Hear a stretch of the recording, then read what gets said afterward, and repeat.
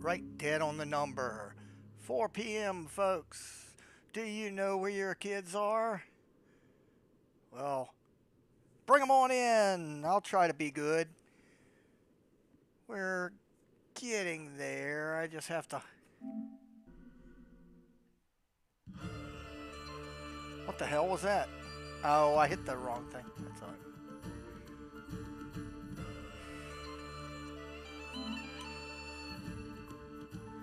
Probably because I can't see my screen right now. Let's see.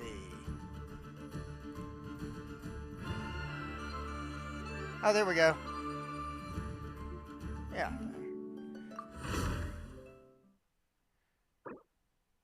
Oh, update. Okay.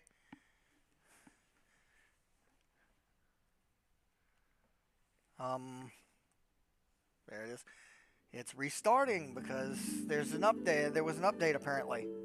Okay. As soon as that's done, which it shouldn't take but a second. PS5 and all. Verifying file integrity. And here we go.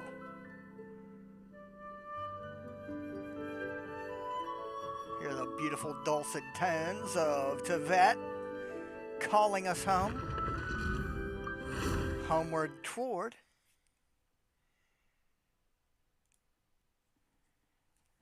everybody's favorite origin point, which I don't think I'm sitting in the middle of right now. Do-do-do-do-do.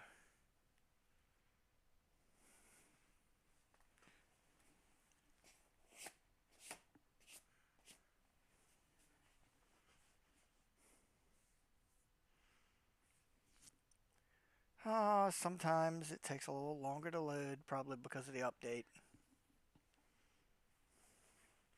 So how's everybody been doing? It's now 2 minutes after.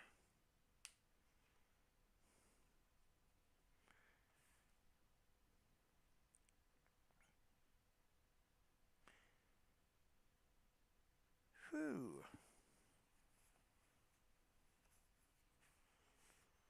I just brewed a big pot of tea for this momentous occasion, which probably needs more sugar, but that's okay. Are you gonna... Come on. That's interesting to me. What? It didn't do my Welcome Moon for some reason.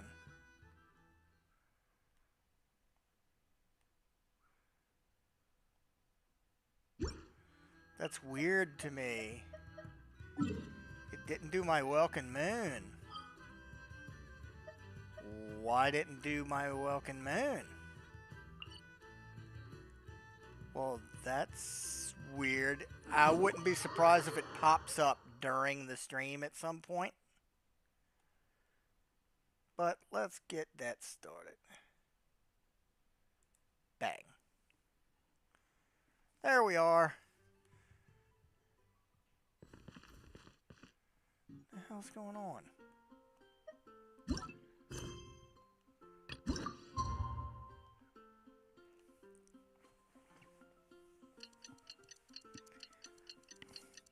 As you can see, the title of tonight's stream, or video if you're watching it after the fact, is Returning to the Dragon of Wind. Because y'all know what the next part of this story is.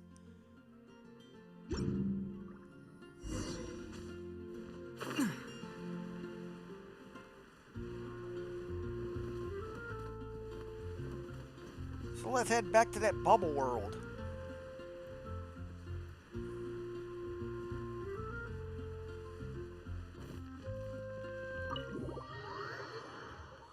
When we left off, Klee and Alice were having one hell of a time together. Wonder what we're in for today.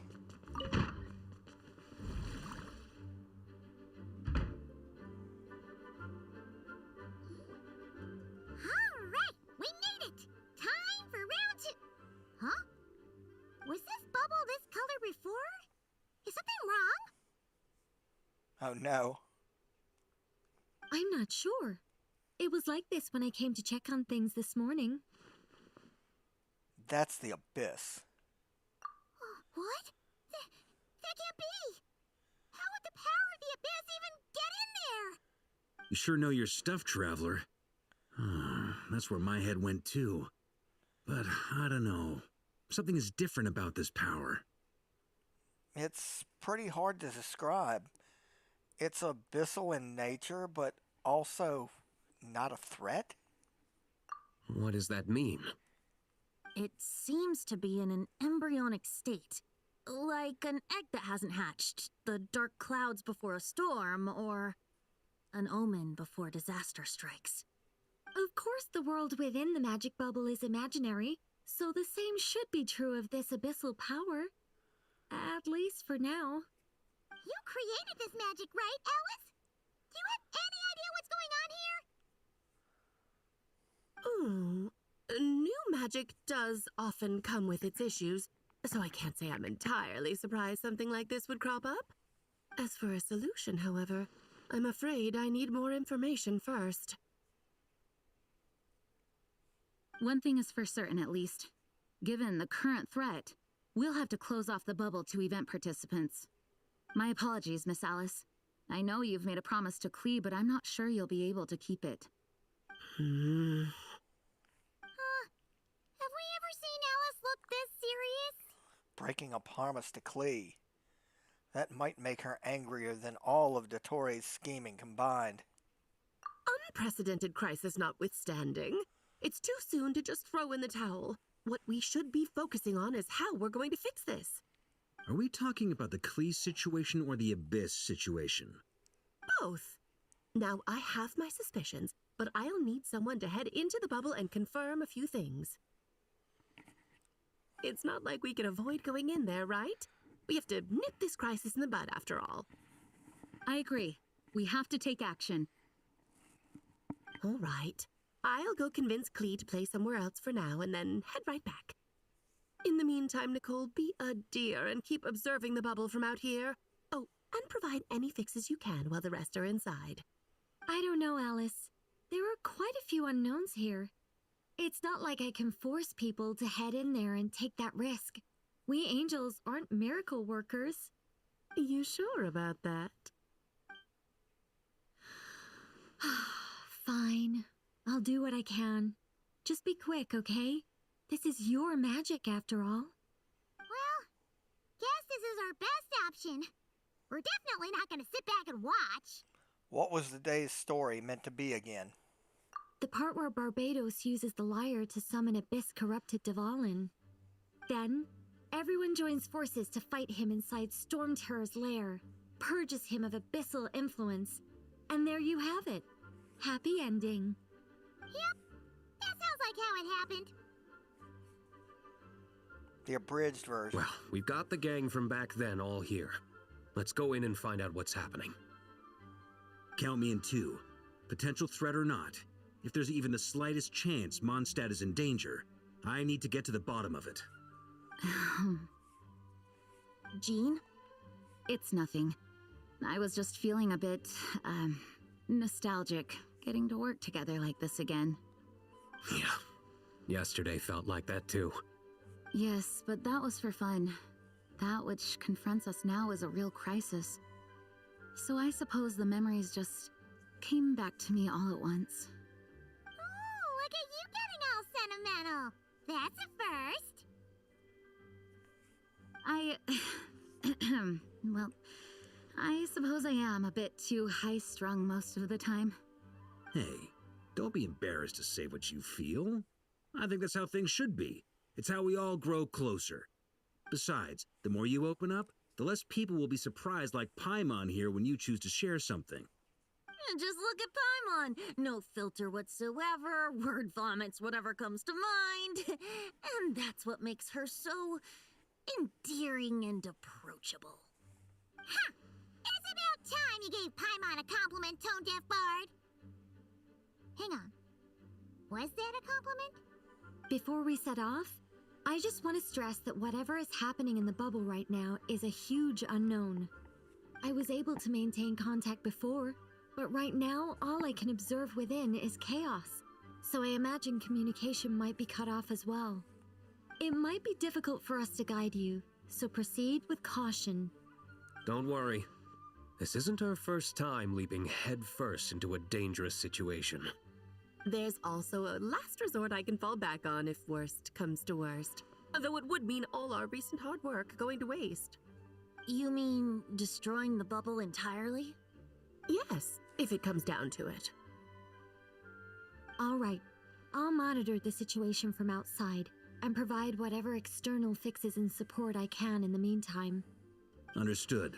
Prepare for the worst, hope for the best. Sound good? All right, let's go.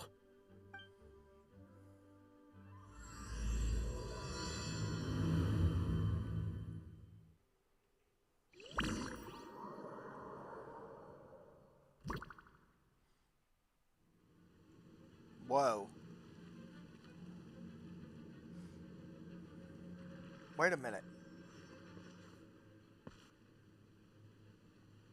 Didn't we all come in at the same time?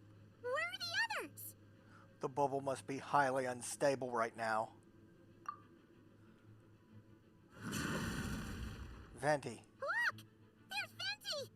Surrounded by a whole bunch of monsters! let's go help him. Yeah! Ah, perfect timing. Come on, let's show these unwelcome guests the door.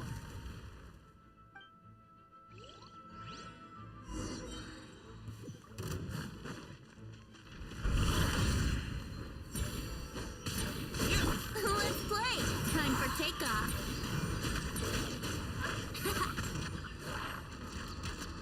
Yeah. Is that it? Okay. There's more of them.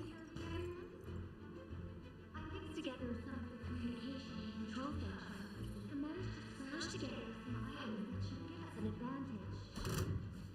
These elements likely should produce us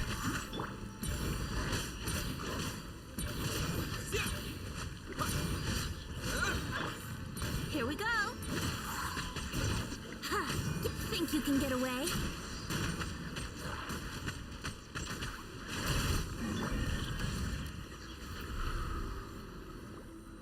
All good, Venti?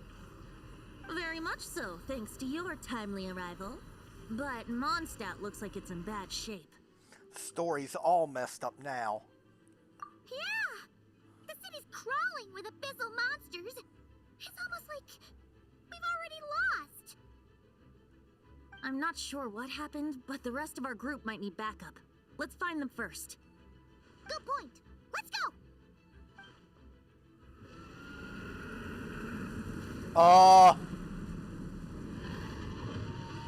That looks worse. Look! It's the Volin! Is that just Paimon, or does he look way worse than back then? You're right. The corruption has spread throughout his entire body. If we had failed to purify him in real life, I imagine this is what would have become of him. Wait! It looks like something's falling! It's his tears. Like the ones we purified in the past? Yes, but at this point, these tears are essentially crystallizations of abyssal power. If left unchecked, they will continuously summon abyssal monsters, and this disaster will never end. We also need to get our hands on one of them. Right, so I can purify it. No, this degree of corruption cannot be cleansed. Besides, we need them in their corrupted state if we want to summon Dvalin. I doubt the pure sound of the lyre can reach him in his current state. Sounds like this whole thing is still gonna end in a confrontation, though. Just like back then. Yes. I wasn't certain before Dvalin showed up, but now I'm sure this situation is more than simple chaos. It seems more like an alternate version of events, and I have some idea of how it came to be. So do I. But we should find our companions first. Well, monsters abound no matter where we look. You choose where to go, and I'll follow. Okay. This way. I see one of the little blue spheres over this way.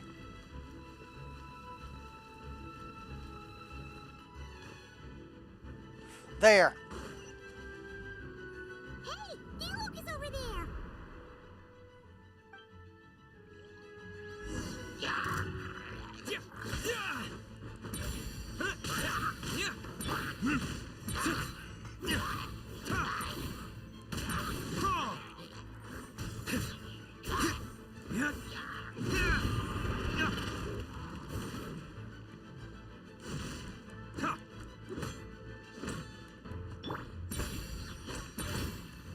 Let's play!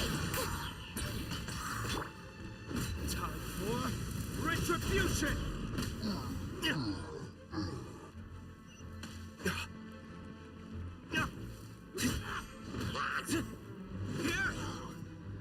Alright, let's head this direction. Made it. Thanks for the assist. It looks like Mondstadt is in dire straits. Did you see any knights or civilians on the way here? Nope. And my initial suspicion could be right. The knights have abandoned the city and evacuated all civilians to a different location. Abandon the city? In the face of unrelenting abyssal attacks, it's possible they had no other choice. But none of that matters now. An empty city has its advantages. We won't need to divert our attention to protecting civilians, for one. Oh, and this thing. It looks like one of Dvalin's tears. I don't feel good about just leaving it here. That happens to be just what we were hoping to find. Let's take it with us. Wait, what about Varka? Have you seen him? No, I'm not sure where he is. We'll just have to keep looking. Oh, I think I saw Jean on the other side of the city. I was going to head over after clearing out these monsters. We should go help her. Good idea. Oh, crap.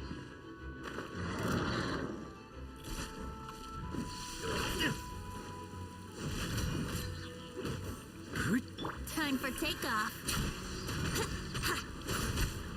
Oh, no. Crap! My lyre is broken.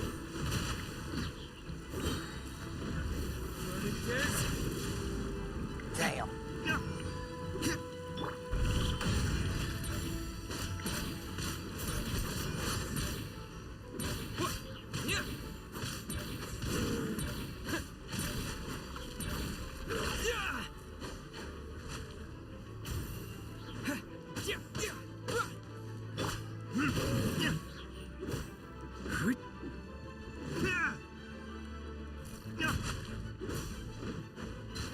Nice try.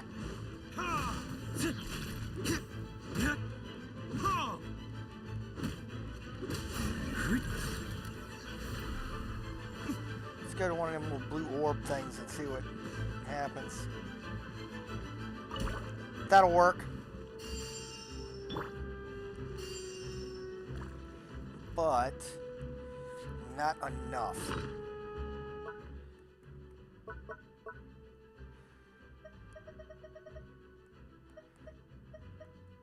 There.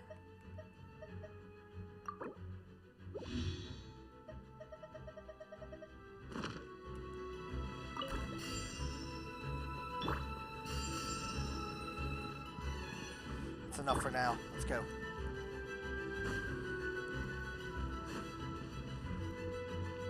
I have to find Jean.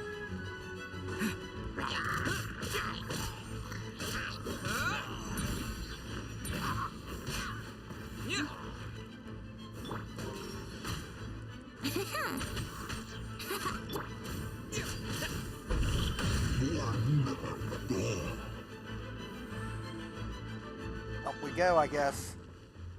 Yikes. Let's take a different route. I hate those wolves. Rift Hounds are a pain in the ass. There's another one.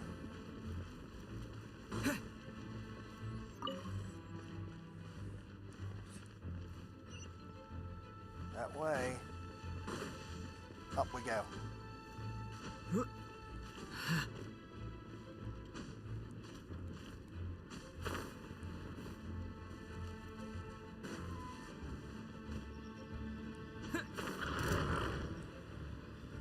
gonna chase us. Shit.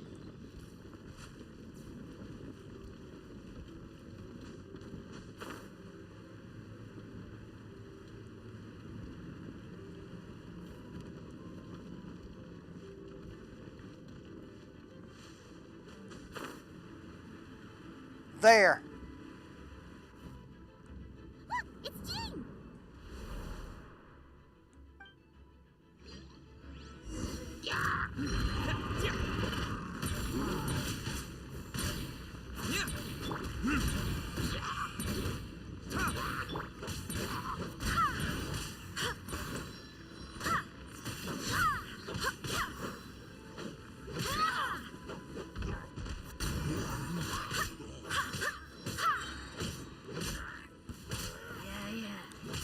Wind, hear me.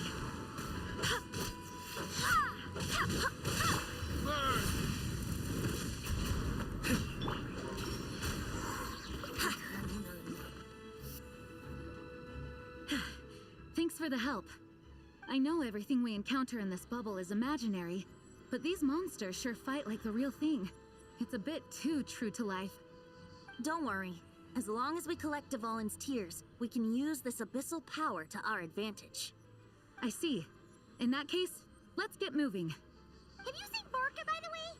We haven't found him yet. No, he might be at the upper levels. Let's search together. Better to find him soon than later. The Grandmaster is an exceptional warrior, but this is the abyss we're dealing with. You can never be too careful.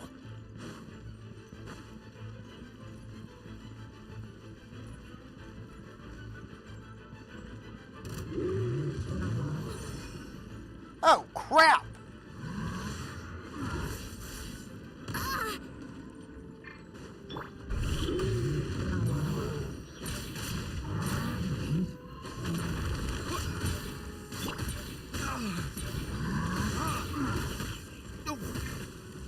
Think you can get away? Here we go. Yeah. Burning tears? Where did I go wrong?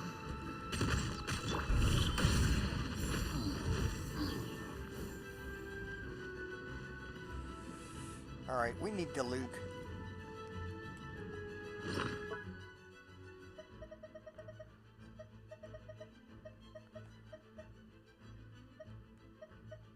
That'll work.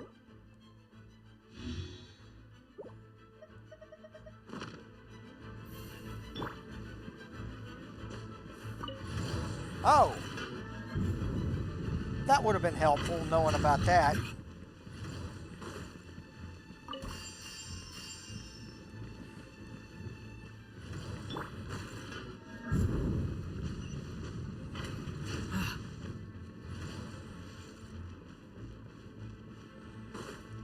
Up we go.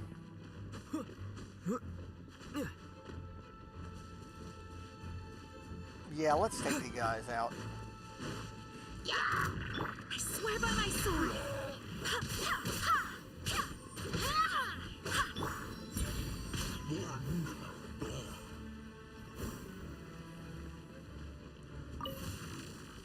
Hell's that? Interesting. Whoa!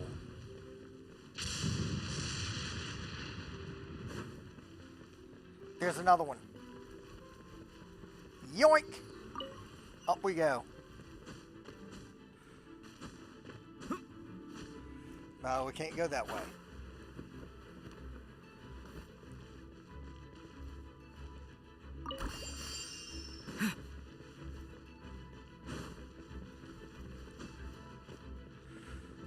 More abyssal monsters. Huh? What happened? The statue's broken! The Grandmaster should be over there. Come on, let's hurry.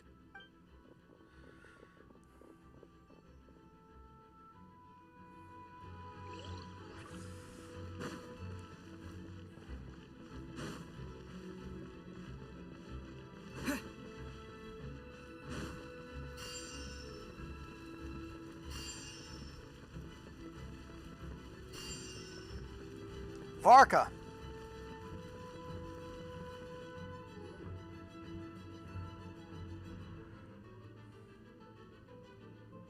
We're here to help. Perfect timing. Let's do this.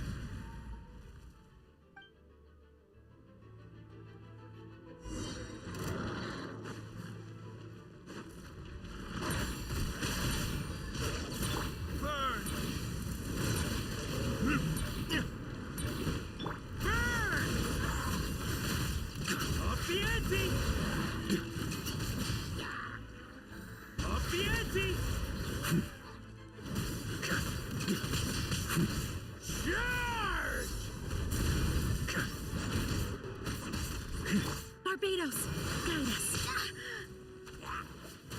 Time for takeoff.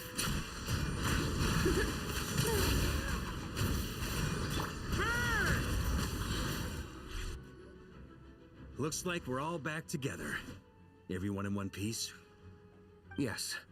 The honorary knight arrived just in time to help us out. Now that we've collected Dvalin's tears, the monster attacks appear to be easing up too. I'm sure you've noticed, Varka, but the city is pretty much a ghost town at this point. Yeah, we should get out of here. No sense wasting our strength.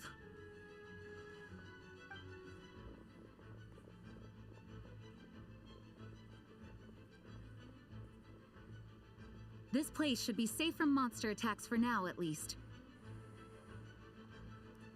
Anyone there? The communication function bugged out again. Do you copy? It's me, Nicole. Alice just got back too. Yeah, we can hear you now. What's going on? When designing this experience, we cut out the part where the traveler cleanses the abyssal power, and we didn't think to replace it with a different sequence of events. I think what we're witnessing is a direct result of that. Alice and I thought the events in the bubble would be independent from each other. But since the magic is contained in one place, it appears a casual link has formed between all the events within it. And so, because Dvalin was never purified, we've encountered a major bug. I knew it. So, what we're witnessing now is like an alternate version of events where the honorary knight never appeared in Mondstadt. Wait, but even if the traveler never showed up, you could have done something, right, Venti? The Abyss is a far greater enemy than one person can face. I could have handled that specific situation, sure, but it wouldn't have gone quite so well. If I'm not mistaken, you've seen how that version of the story goes yourself, right, Varka? Through the mage's scryglass? Yeah, it was a kind of prophecy. It felt so real, I doubt I could ever forget it. In the end, you were able to seal Dvalin away, but you were wounded in the process. But if Dvalin was sealed, how did things get to this point? Because a seal doesn't solve the root problem. Over time, the abyss would just grow stronger and stronger, deteriorating Dvalin's consciousness until there was nothing left. Wait, does that mean what we saw earlier was... The aftermath of Dvalin breaking free from the seal, that's right. He is in dire straits. The power of the abyss has fused with his flesh and bones. Purifying him now in this state is no different than sentencing him to death. So, if we want to resolve this crisis, We have to kill Dvalin. I know that sounds intense, but remember, this is a fictional world. The real Dvalin is right as rain and a lot more mellow than this one, that's for sure. We have our solution, so let's hop to it. Should be a piece of cake for a group like this. No time to lose, right? We've got Klee waiting for us after all. She's playing somewhere else right now, so we do have some time. Of course, the sooner we resolve this, the better. You're right. This is the only way. I know Dvalin means a lot to you. If this is too hard, you can leave it to us, you know? No need to scar yourself over a game, right? I'll be fine. I was prepared for that possibility back then, too. Let's go. Storm Terror's lair awaits.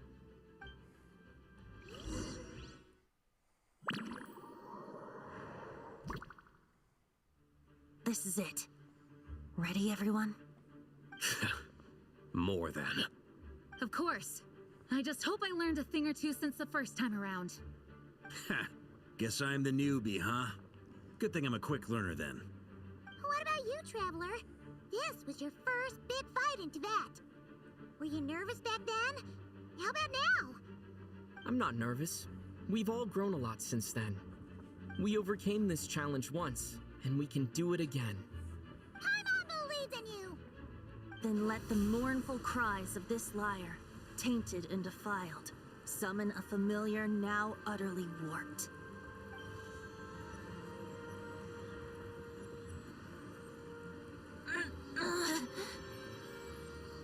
You alright, Barbados? Turning the surging abyss into musical notes is no simple task. But how could I claim to be the finest bard in Teyvat if I didn't rise to the occasion?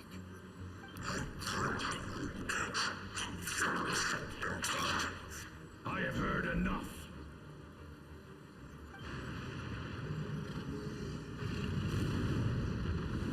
Holy shit.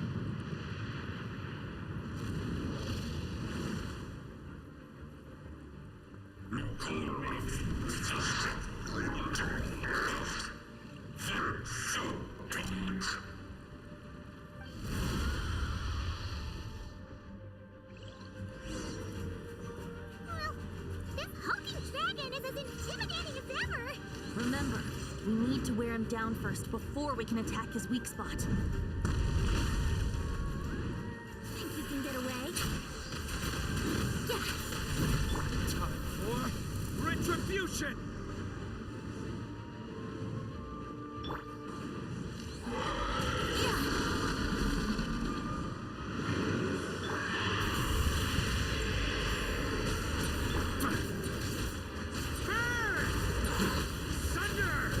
Now's our chance.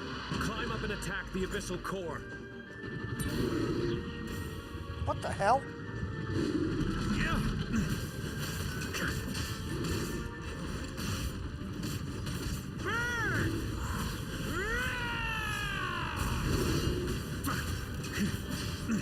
Nice job!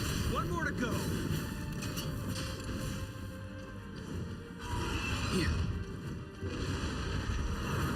Oh shit.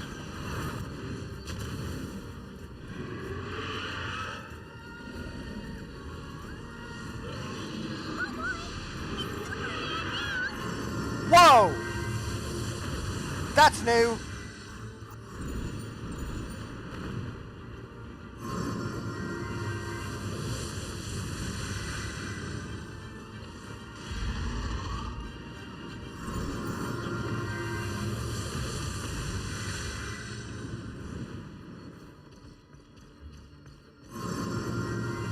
Dodge it.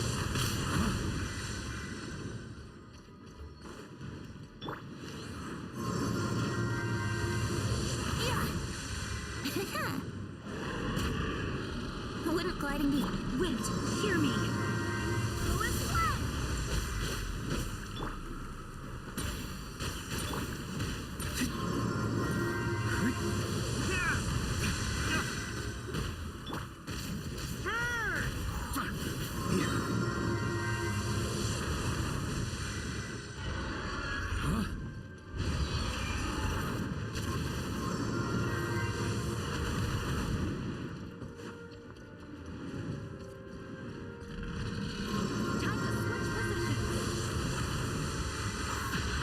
Absolutely.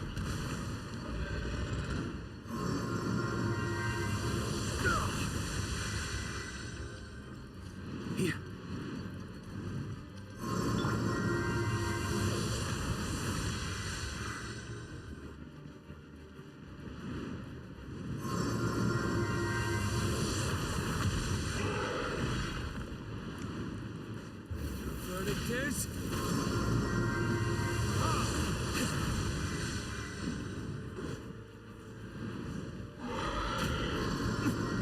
Time for takeoff.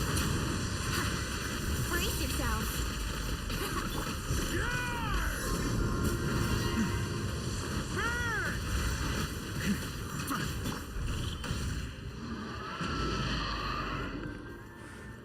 Go, Varka.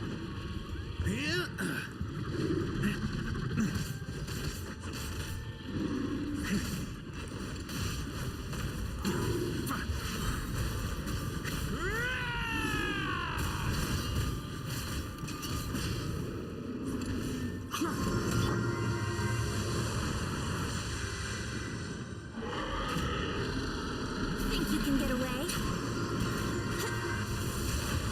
Yeah. I swear by my sword.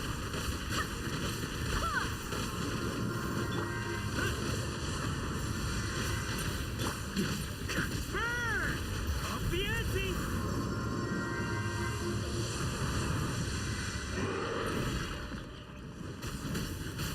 Up the ante! Come on!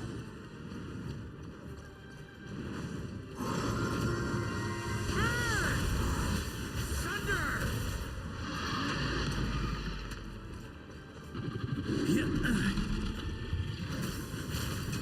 Maria sweeping in! Thunder! Up the ante! Got him.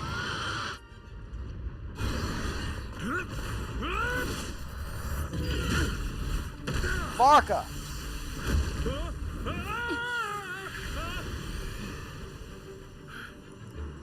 Thanks, Gene.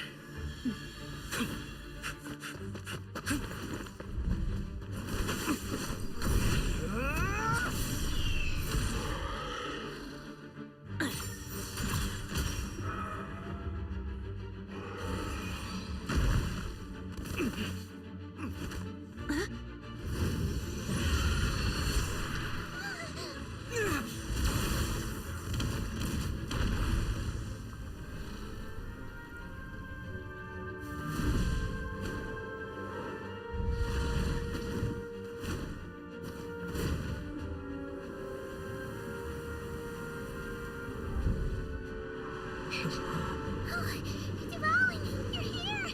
I follow the liar's song, wherever it leads. Thank you. Looks like the mage's tale isn't over yet.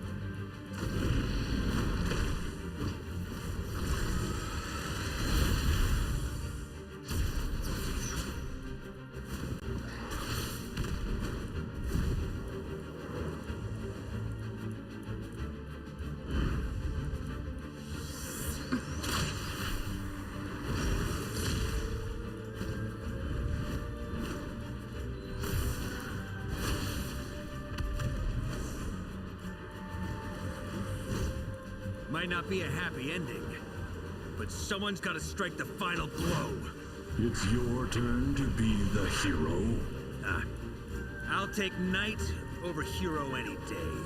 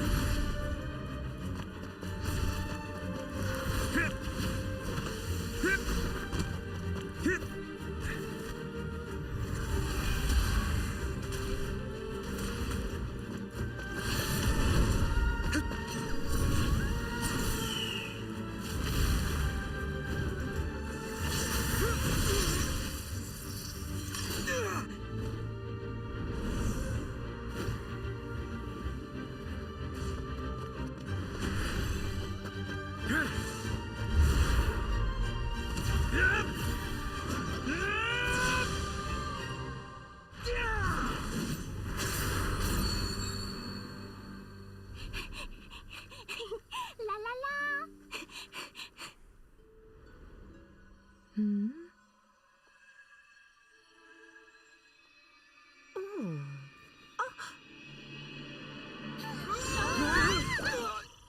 Ow! Mom, I'm here to play! Huh?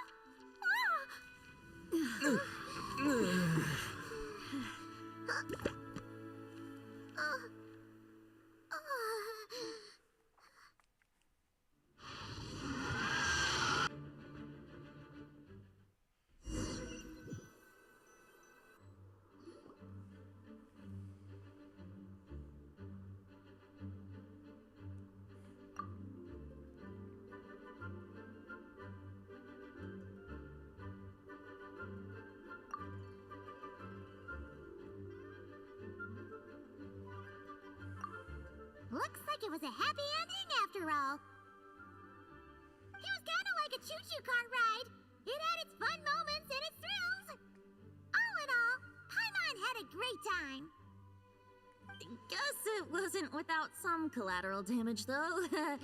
Sorry about the window, Jean. It's fine.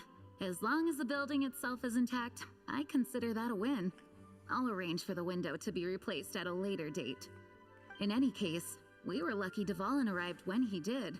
It would have been tricky to deal with a flying opponent otherwise. I suppose I could have created a gust of wind to whisk us up, but I'm not sure our gliders would have survived the process. Honestly, after everything we faced, I can't believe Alice still decided to bring Klee in there to play. She's a daring one, that's for sure. I mean, can we be certain there aren't other bugs that just haven't cropped up yet? I suppose that speaks to the confidence the mages have in their magical mastery. If I know Alice, the whole bubble could have been blown to bits, and Klee still wouldn't have had a single scratch. Her abilities do speak for themselves, I suppose. So, what now? Anyone down for a drink? My treat. Sounds like a great idea. But tonight it's on me. I happen to have a bottle of fine wine set aside just for the expedition team. Haha, even better. Count me in. Say no more! You had me at fine wine. All right, let's head over to my place then. You're coming too, right, Jean? I'm afraid not. There's still a lot of work to do. So what? The world's not gonna end if you push it off? Come on, we never get a chance like this. I suppose that wouldn't be a problem if you head back to headquarters with me after we're done and help make up the work. On second thought, how about you just join us when you're done with that? What about you, Honorary Knight? Gonna tag along? Nah, I've still got questions for Alice. I'll wait for her to get back from her adventure with Klee.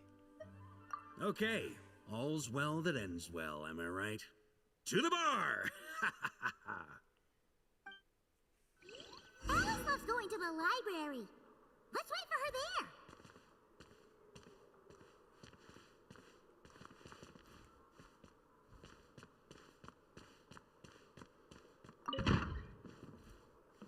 And while we're here, we might as well look around, too.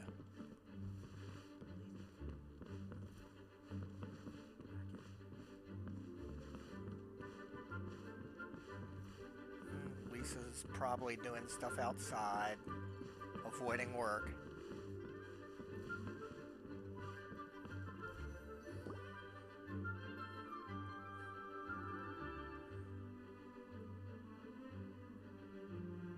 Looking for me? I'm glad. I wanted to thank you for helping me keep my promise to Klee. She had a splendid time in the bubble. Nicole came with us to make sure all was in order and prevent any similar incidents from happening in the future. You live and you learn. It's rare, but even the Dodo King isn't immune to a small slip-up here and there, I suppose. So, it's all fixed? Yes, quite. The recording work is done as well, so now all we have to do is play it on loop. It should be smooth sailing from here on out. Anyone and everyone can now enjoy the bubble at their leisure. Nicole will keep an eye on them, of course. The disaster we experienced, that was fate before we changed it, right? I wouldn't put it quite like that. It was more like a fate that will not come to pass. Huh? What's the difference between the two?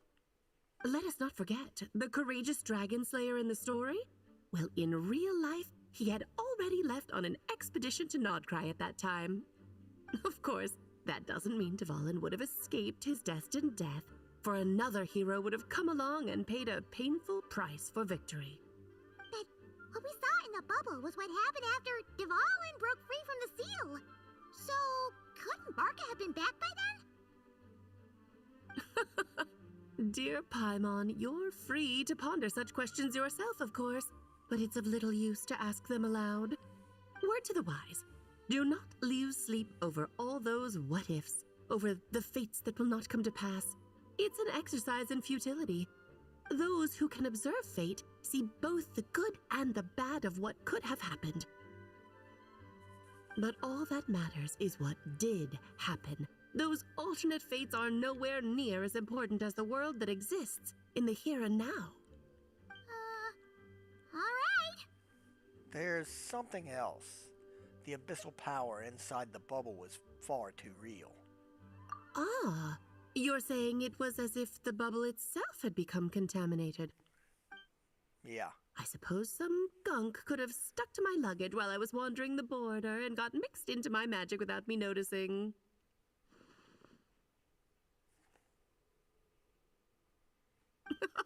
Just kidding. I would never be so careless. Your intuition is spot on, Traveler. What developed in the bubble was a nascent form of abyssal power that, if left unchecked, would evolve into the real thing. What? So it didn't come from outside? It just appeared out of thin air? The abyss is perilous, cunning, dangerous, obsessive, and most infuriating of all, a complete and utter mystery. I'm sure you've seen for yourself how complex it can be. The Hexen Circle has been observing its energies for a long time, and I think Barbalot's interpretation is the most accurate. The essence of the abyss lies in the hatred carried by all the fates that will not come to pass. Hatred carried by fate. This world is filled with conflicting elements. That one thing should happen signifies that a different possibility has been eliminated. These events can be small, almost trivial. I had Sweet Madame for lunch today, for instance. That means the Alice who chose tea break pancakes instead is no more. Of course, they can also be events that threaten the world, such as my friend Rhindotter's decision to tap into the abyss. In that instant, the tale of a future in which she remained pure was gone forever. So then, the question at the heart of it all is this. Why must these fates be the ones to disappear? Paimon gets it. It's hatred that stems from not being chosen. Precisely. The magic we wove this time involved recreating the past. However, some of the variables we added allowed a certain amount of these unchosen fates to come very, very close to reality. And thus, the abyss showed its teeth. Of course, much like always, it is not existence that it seeks, but the destruction of all. In the end, though, it wasn't a huge issue. Things like this happen on the border all the time. I see. No wonder the abyss is full of hatred. It has quite the victim complex, that's for sure. It's obsessed with entering this world at all costs. And that is precisely why we must protect our lives and those of our loved ones. Because when you think about it, to exist in this world is to be a spark of luck amidst countless possibilities. How precious is that? Having crossed swords with the abyss many times, I'm beginning to think along the same lines too. Ah, Alice, you're here. I'm truly sorry about this, but per the regulations of the Knights of Favonius, I'm afraid I must send you to confinement. Whatever for? Things turned out just fine with the magic bubble. Besides, if that's what this is about, shouldn't Nicole come along too?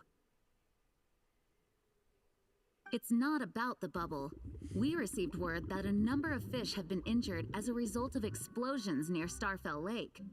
As I'm sure you're well aware, fish blasting is strictly prohibited. Oh dear. Run, Klee! Save yourself! She's already inside. Guess it's a day of first for the Dodo King, huh? Oh, farewell forever, traveler. You shall never see me again.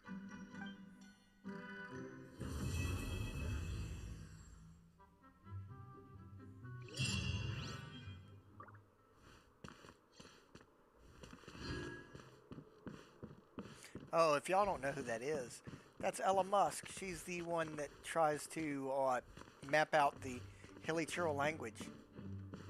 She's a linguistics expert. Very young, too.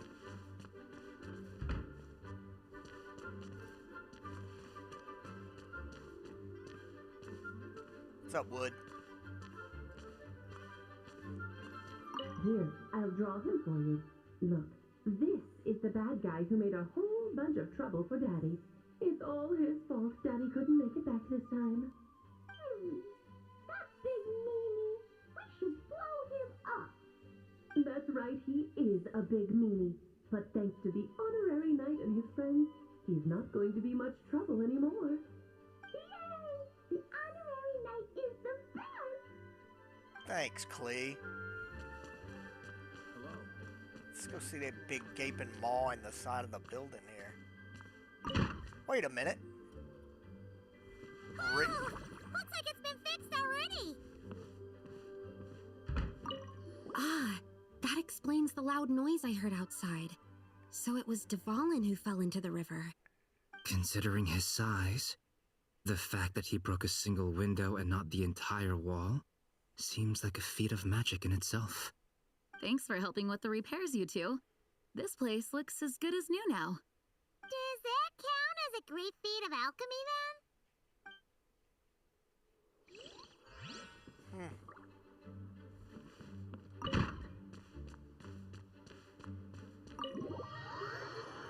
Oh, well, folks, let's go have some fun.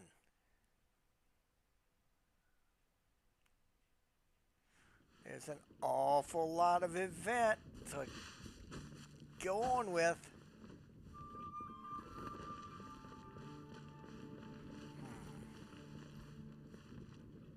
I think we did all of this one.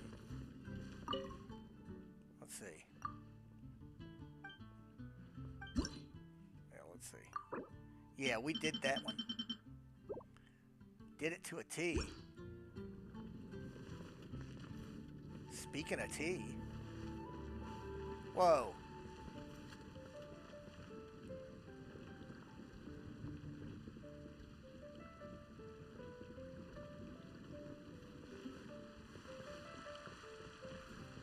Hertha. Hello there, Honorary Knight and the Helper in White. It's so nice to meet you, Honorary Knight and Lady Paimon. Glenfidia, at your service. Looks like you're in a good mood, Hertha. And nice to meet you, Glenfidia. By the looks of things, you're about ready to open? Indeed. Thanks to some help from the Angel's Share and the Cat's Tail, our drink stand is ready to go. Besides all the classics, we also mix cocktails to order and are currently offering a limited time delivery service. Cocktails? Do you remember that time we served as bartenders at the Angel's Share? And recently you've also shown off your skills at the flagship in Nockrag. We sure have come a long way, huh? Wow. That really was a long time ago. The only thing is, our current drink selection is quite traditional, and it stopped feeling fresh long before the expedition began. To offer everyone some more exciting choices, we're planning to revamp our menu. But I need to get back to handling resident requests, and Glenfidia doesn't have much experience mixing drinks. Plus, we've got a whole bunch of outstanding delivery orders on hand. Honorary Knight, if you're free, could you maybe help us out for a while, just until my other squad gets back from the Stormbearer Mountains? You'll be amply compensated, of course, plus double pay for overtime, depending on your performance metrics. Hey, I'm no rookie when it comes to mixing cocktails. You can leave the whole bar in my hands.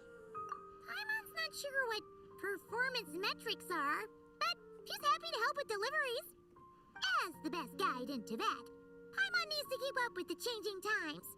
Besides, this will give her the chance to explore the city and stay up to date with all the recent goings-on. Working with you two is always such a breeze. I'll do my best to support Lady Paimon in any way I can.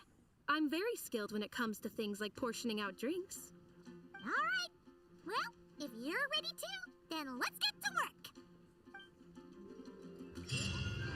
Have fun, Paimon.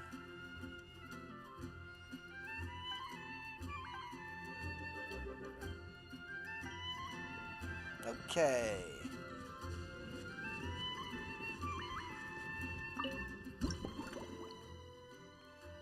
let's get mixing.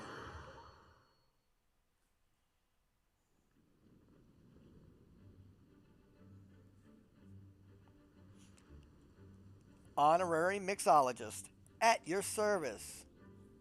Wonderful. Now I can order without worrying about ending up with one of the logistics company's specials. The type of drink that keeps you awake all night, leaving you no choice but to pass the time working. Working through the night shouldn't that be a thing of the past? I thought you weren't so rushed off your feet these days. That's right.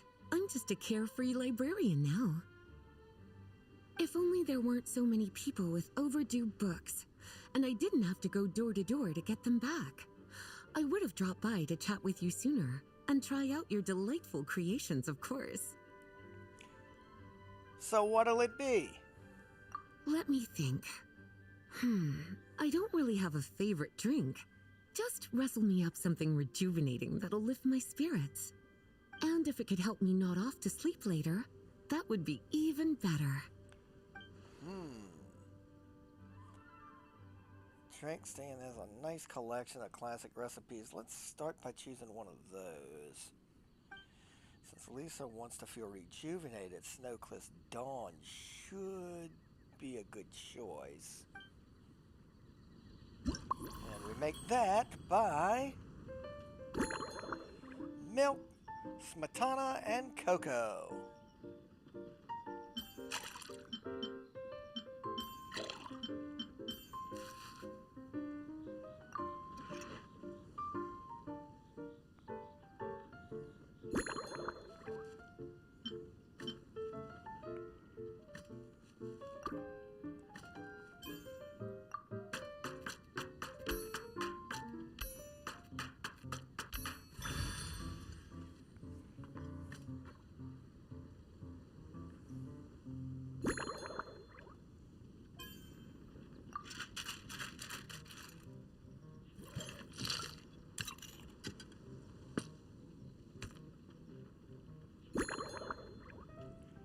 Aromatic goblets.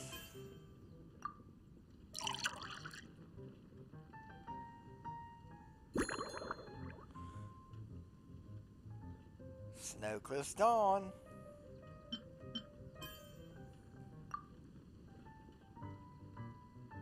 It's a standard. Legend has it that this drink is a masterpiece created by a painter and a bartender together. Inspired by dragon spine at dawn. With a dollop of satana and the energizing kick from cocoa, it restores the drinker's vitality almost instantly.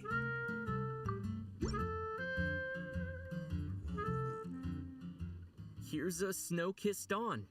Hope you like it. It's delicious, cutie. Pleasantly tart, sweet, but not cloying, smooth on the palate, with a refreshing aftertaste. If anything, though, I seem to be feeling a little more energetic than I'd like. Perhaps you've unwittingly unraveled Glenfiddia's secret and concocted an even more effective pick-me-up?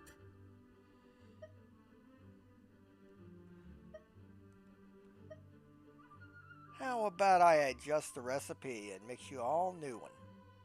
Don't worry, there's no rush. Your eyes are aglow with curiosity, as though you have many more questions to ask. Let's chat for a while. Take your time. Inspiration will come soon enough. All right, then. Which books you got today? Since you're asking, it's been a bit of an unusual day. There's a chef, fresh out of training in Fontaine, who's recently taken up a position at the Goth Grand Hotel. She borrowed our most valuable book, the Mondstadt Millennial Compendium of Desserts. Apparently, she plans to use dessert-making techniques to improve the taste of various savory dishes. Something about reducing their greasiness.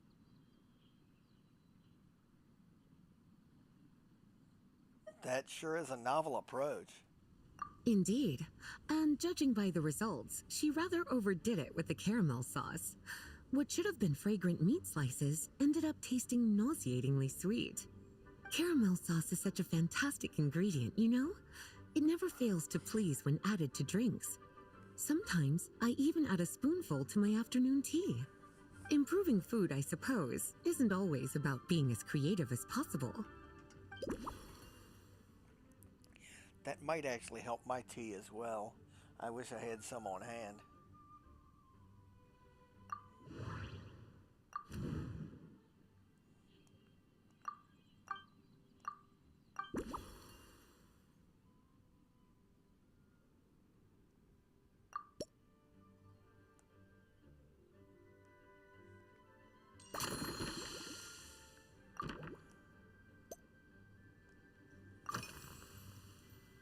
Is that a notebook you brought? Oh, this? That was for another of today's little errands. A large contingent of the expedition team will be returning to Mondstadt soon. They've been away for such a long time, so there's a good chance many of their tastes have changed. Jean asked me to visit some of their families to try and get a better understanding of what new ingredients might satisfy our knights' changing preferences. Those are such thoughtful arrangements. Well, they've all devoted their blood, sweat, and time to protecting Mondstadt. They deserve some care and respect in return. Based on what I gathered, the most requested ingredient was cacahuatl from Natlan. It seems like our knights have developed a taste for cocoa. In their letters, many of them mention that they rely on cocoa to keep themselves energized. I've tried hot cocoa myself, and I must say, I find it just as effective as coffee when it comes to staying alert. Ah.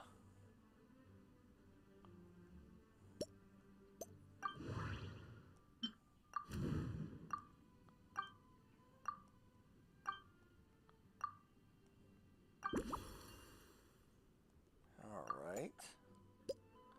What about today's itinerary? Surely you're not suggesting I'd take this opportunity to sneak off on a little countryside wander?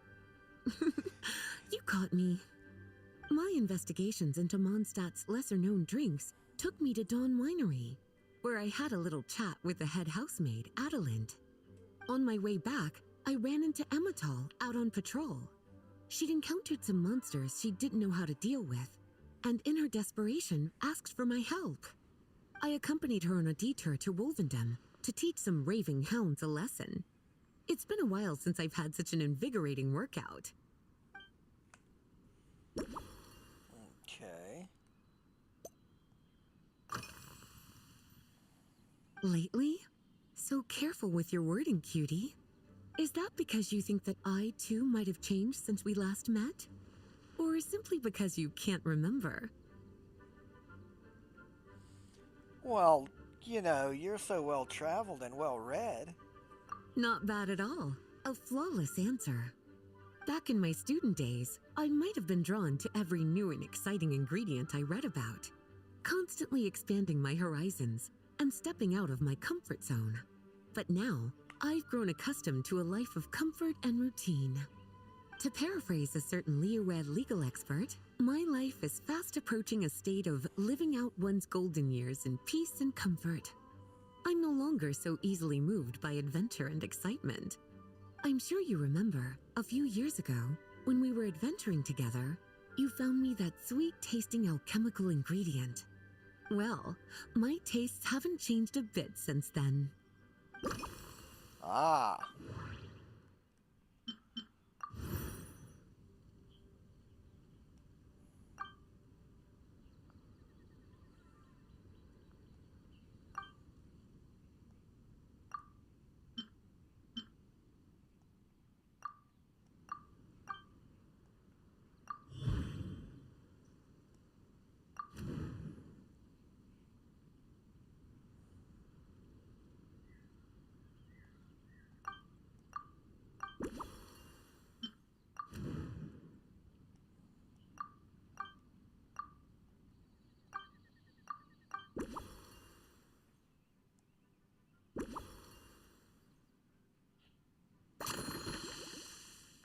Let's go. All right. I think I know exactly what you need. Let me mix it again. a more improved variation. As expected, cutie, your brilliant mind has grown even sharper. Just a few gentle hints were all you needed to light that special spark of inspiration.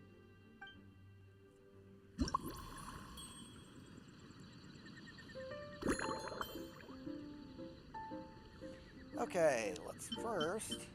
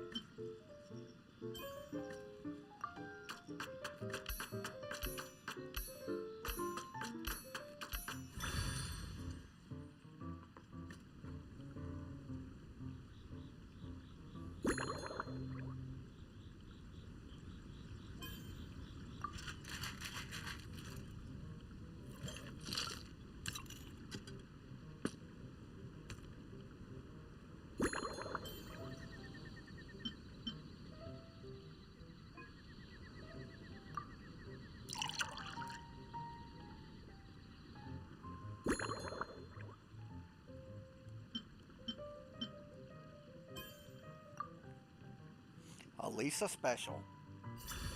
The Slumbering Rose.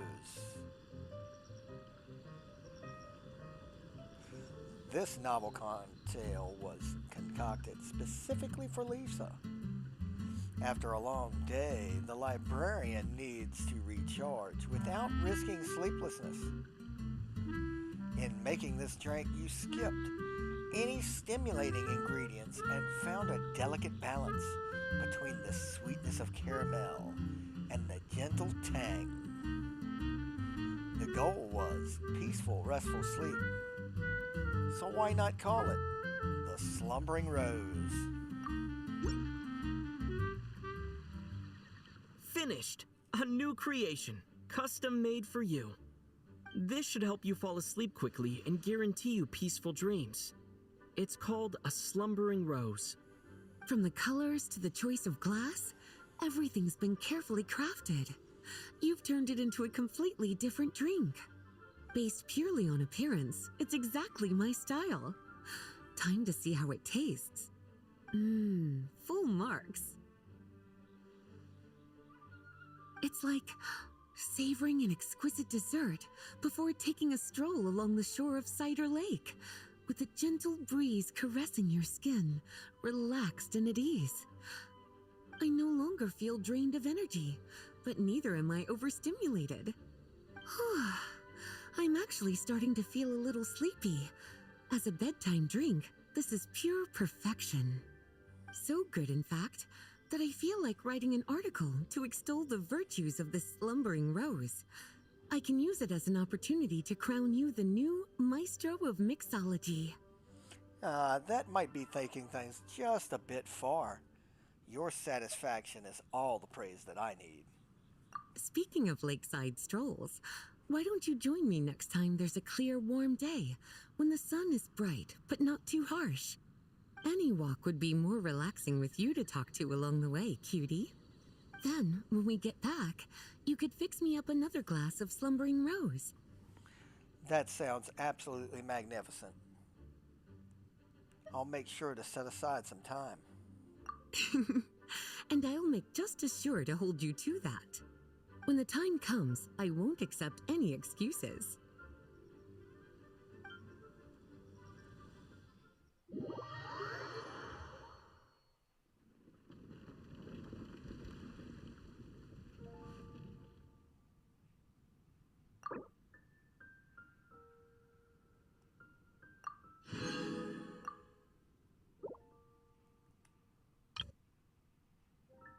Well, let's do it.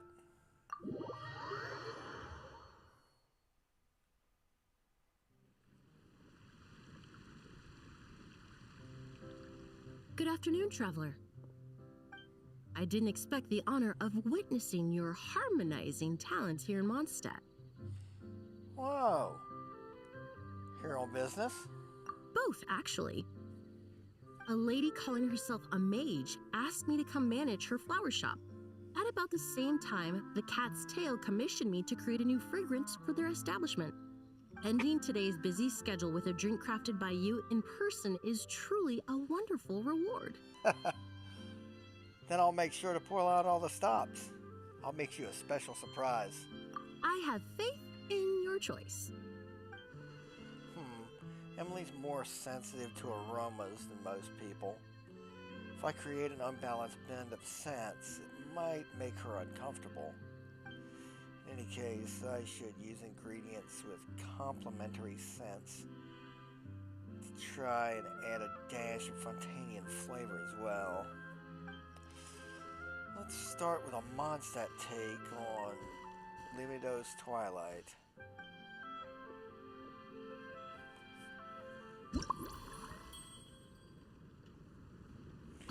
Okay, we got tea, fermented juice, and a bit of mint.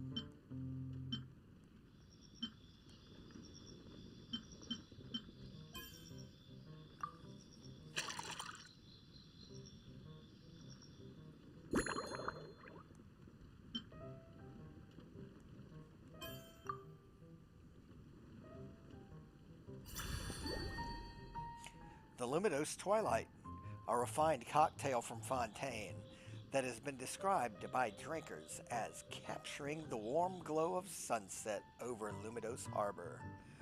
Rumor has it that you can still order this gem from the hidden menu at the Rusty Rudder, though it's rare for the bartender to create its original flavor perfectly. Care to give this a try, Miss Emily? Your artistry is truly a pleasure to watch.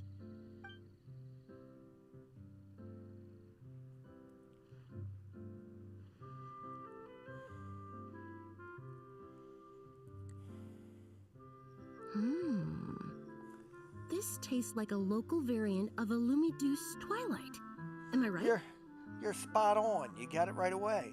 The gentle and elegant taste, with its distinct layers combined with a hint of Mondstadt's characteristic scent, offers quite a welcoming flavor, all the while avoiding potentially discordant aromas.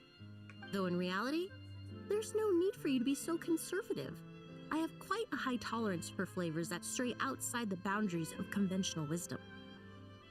So this one's probably a bit too traditional, huh? Guess you're looking for something a little more avant-garde? Your drink was nice, but it would be perfect if you could make one with a little more depth. A cocktail that shows off your unique understanding and enhances my impression of Mondstadt. If you need time to mull things over, perhaps you might find inspiration in a little light conversation? Just what I was thinking. How does work progress? Oh, thank you for asking. It's been going well, though this trip to Mondstadt has presented some unexpected challenges. When I first got here, I was relying on a copy of An Overview of Aromatic Substances and the Human Senses to identify promising local ingredients from the Mondstadt region. To my surprise, my trial fragrance, which used valberry as the primary note, proved far too sweet in the context of a tavern, relaxing people so much that they ended up feeling drowsy. The bartender with the beautiful ears, for instance, fell asleep right at the bar. I guess that means Valberry perfume is off the table. Let's just say that sweetness isn't always a case of the more the merrier. Maintaining an appropriate balance is beneficial for both body and mind. Even in daily life, I rarely eat sweet food, and I try to avoid fruits like berries that have a high sugar content. In the end, I completely eliminated Valberry as an ingredient and turned instead to Windwheel Aster, with some success, I might add.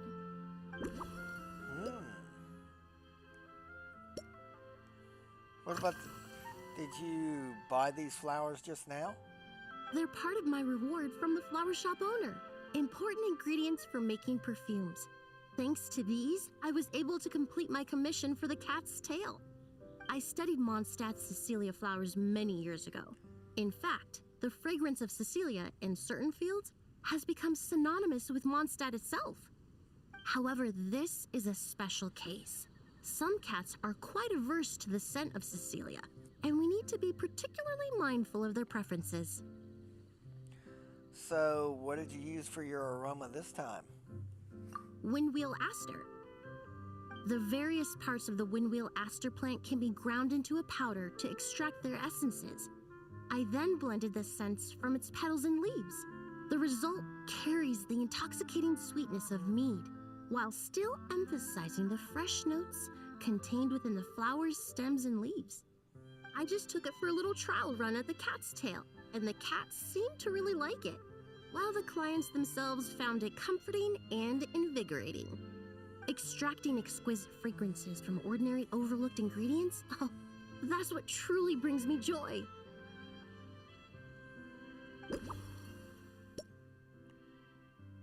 You got any usual hobbies or interests?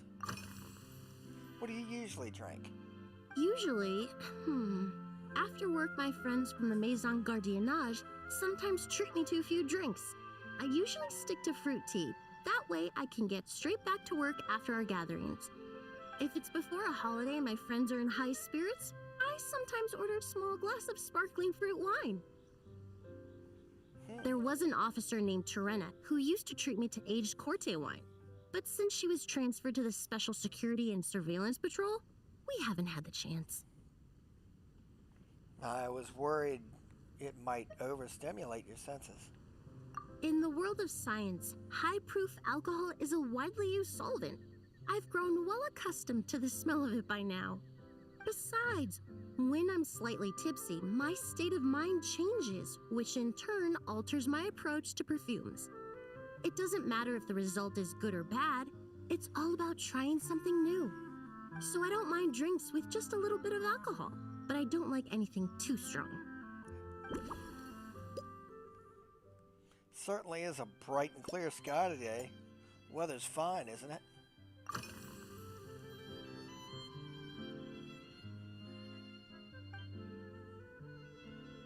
It really is. A while earlier, I watched a whole run of fair weather clouds float by, fluffy as pillows. It's not overly humid either, and the wind is gentle too. In such conditions, one's sense of smell is heightened, but not to an excessive degree. When scents are blended well, they naturally combine with the ambient context, leaving particularly powerful impressions. Never realized scents were so affected by the weather. I've never heard that before. It's very fascinating. It seems something similar is true for mixology.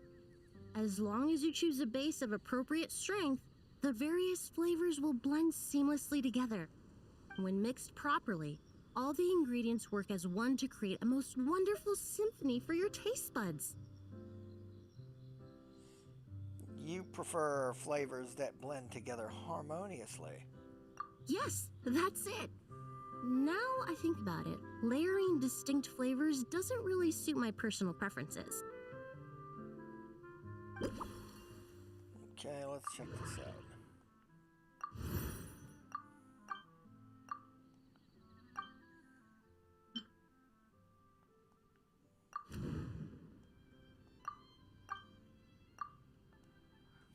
Okay.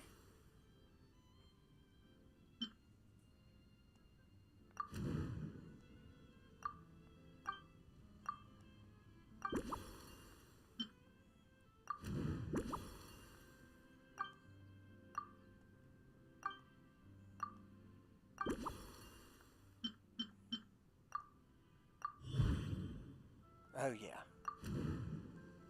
There we go. I've got it all together now. I think I know exactly how to approve your drink.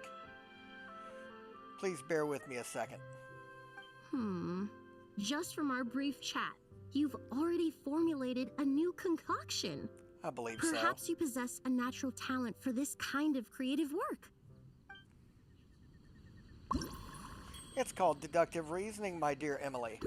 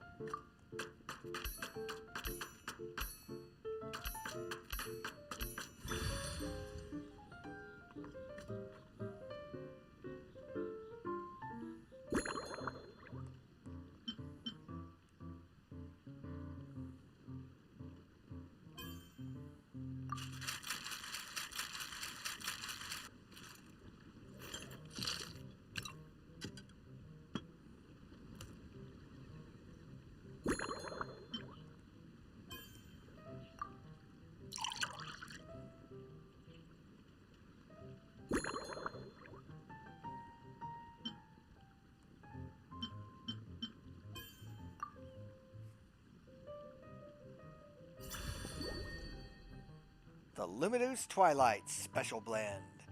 Based on the Luminous Twilight, this novel cocktail was concocted specially for Emily. The perfumer from Fontaine told you that excessive sweetness makes people drowsy, and she prefers to enjoy just a light touch of tipsiness. Clearly, knocking a guest out at the bar isn't a bartender's main goal. On days with gentle wind and clear skies, heightened senses can amplify the flavor of a perfectly harmonious drink. Inspired by the art of fragrance, you develop this subtle, elegant masterpiece. Opinions?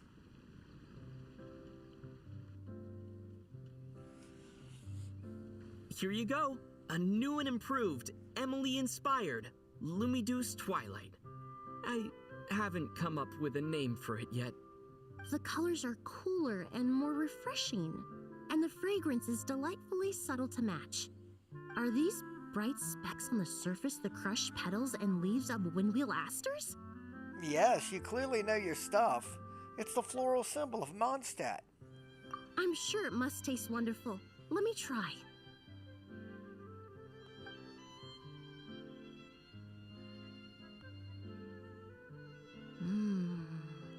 In the language of flowers, the windwheel aster represents the visible winds. Your cocktail not only captures their form, but also the fragrance they carry. Therefore, I suggest you call this drink Windborne Bouquet. The winds and clouds of Mondstadt swirl together in the glass, leaving behind enchanting traces of fragrance.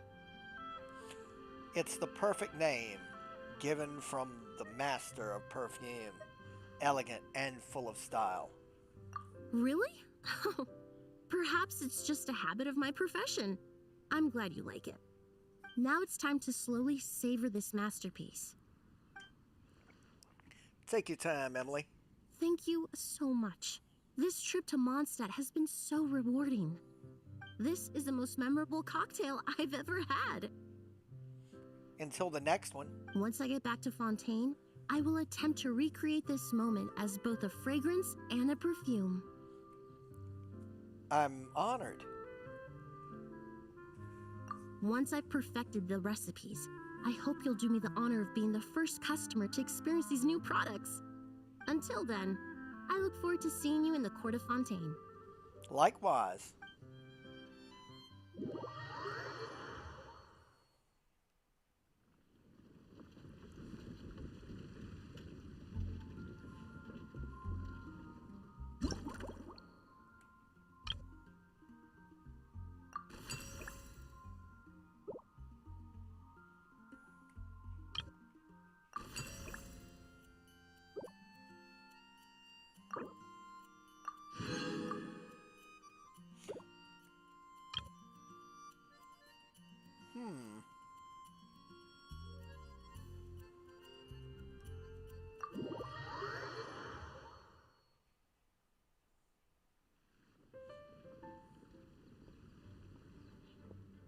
Eula.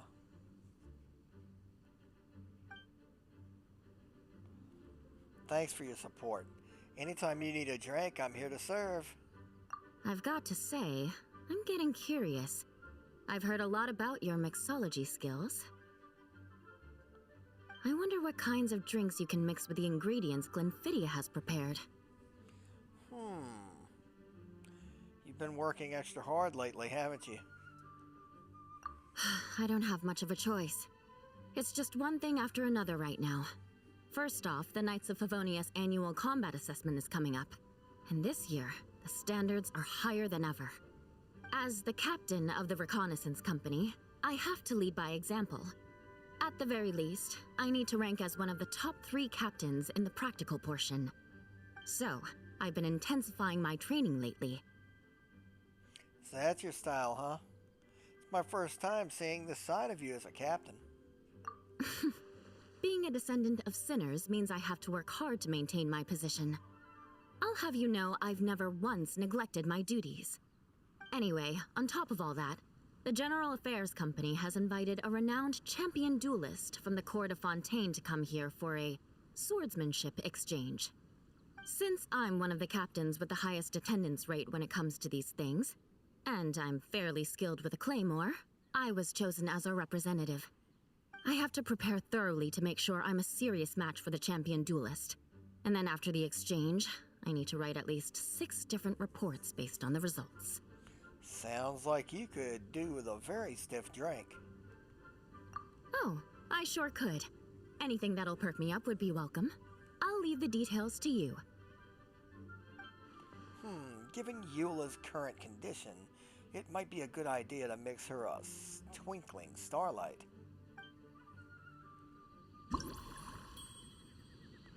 Alright, here we go.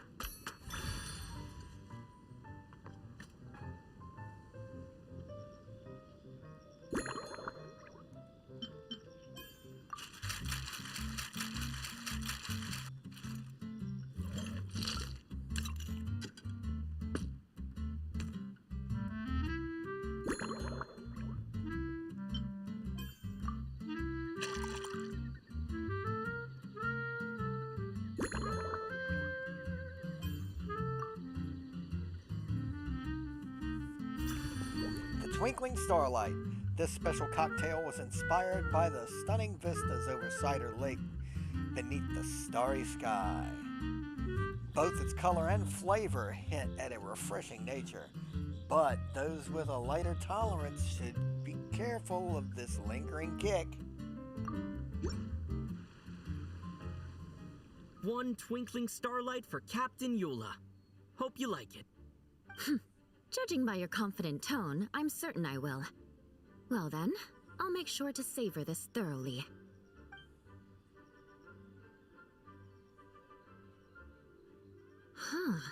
Not bad. Sweet and tingly, with a delightful airiness. The fizzy water really brings it to life. I suddenly feel full of vim and vigor, but just one glass doesn't quite scratch the itch. How about something with a bit more bite? Looking for something with a bit more of a kick? Don't hold back. You don't need to worry about putting me on the floor with nothing but a couple of drinks.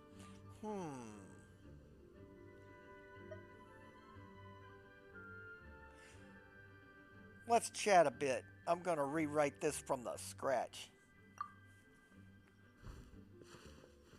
Works for me. The first company hasn't assigned me any paperwork for tonight, so I'm free to catch up and try your new creations at my leisure. Okay. Just wondering, the bottle. Is that imported fruit juice? That's right.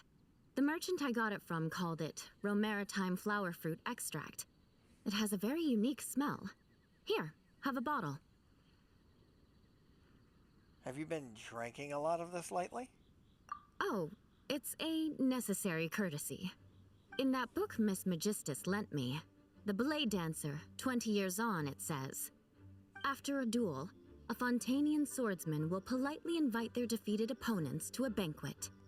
To properly play host to Miss Clarande, I searched for quite some time to locate a rare goods merchant in Dorman Port who sold this juice.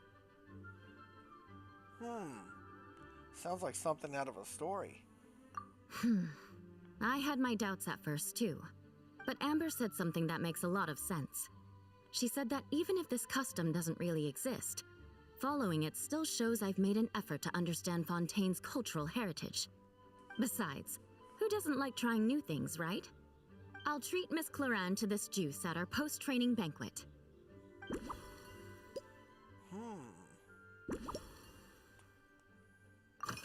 What do you usually eat when you're busy? If you want to know what I've been eating recently, I'd better start by mentioning the logistics company's latest revolution. They launched a diet improvement initiative and started distributing a form of standardized canned food to knights operating in the wilderness. In the past, we only had dry rations. Every mealtime we had to set up pots and campfires, roll dice to choose a cook, and take turns standing guard. In all honesty, it was a bit of a hassle. Now we just need to bring our standard field rations, comprising of 5 cans and 9 paper packages. We can heat the cans by the campfire, and then we're ready to eat. Ah, MREs. That sounds pretty convenient. You did say sounds like, right? Our canned food supplier has quite the stellar reputation, and their regular meals are indeed quite good. The problem is, in order to meet preservation standards, they have to make their military-grade meals way too salty. The vice captain of the 5th Company, who has a somewhat dry sense of humor, went so far as to say, this food's bad enough to bring down the wrath of Li Yue's stove god. In any case, after eating it for a week, my taste buds have gone completely numb. I actually know the stove god. But, is it really that bad? You can hardly blame the logistics company. After all, it is hard to please everyone. Our feedback has already been submitted, and they should be working on fixing the issue. Of course, having fresh meals prepared in camp by a dedicated company chef is still the best option. Absolutely. It's been a while since we last saw each other. Have you been stationed near Dragonspine this whole time? Yes, I have. For a while, the situation there was difficult. A gang of outlaw engineers was messing about with some sort of mechanism control technology, attempting to manipulate ruin graders so they could rob merchant caravans. To make matters worse, several veteran knights who had been stationed at Dorman Port were transferred to my squad, and they weren't happy to be taking orders from that Lawrence girl. Leading them on this mission was quite eventful. It took 3 weeks of stealth operations in the snow, with no fires to keep us warm, before we finally located the enemy's stronghold. Those veteran knights faced the bitter cold and were almost taken down by the enemy's smuggled battle mechs. Fortunately, the battle went our way, and they had no choice but to acknowledge my abilities. I'm sorry you had to deal with that. You didn't catch a cold, did you? Me? I'm completely fine. But thank you for your concern. It was mentally tiring for sure, but fortunately, the operation wore them down far more than it did me. They won't be questioning my authority again anytime soon. If any new recruits try to make my life difficult, I'll just have my veterans give them a few friendly pointers. I guess you could call them a permanent solution, huh? Wow. You know, she didn't mention vengeance this entire conversation. Okay.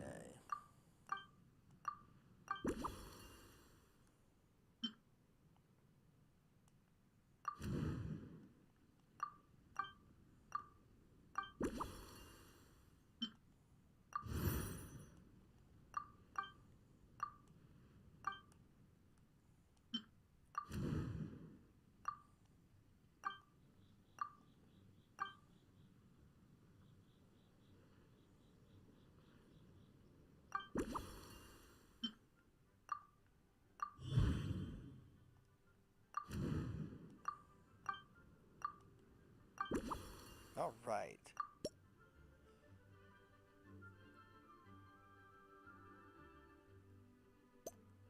Wait a minute.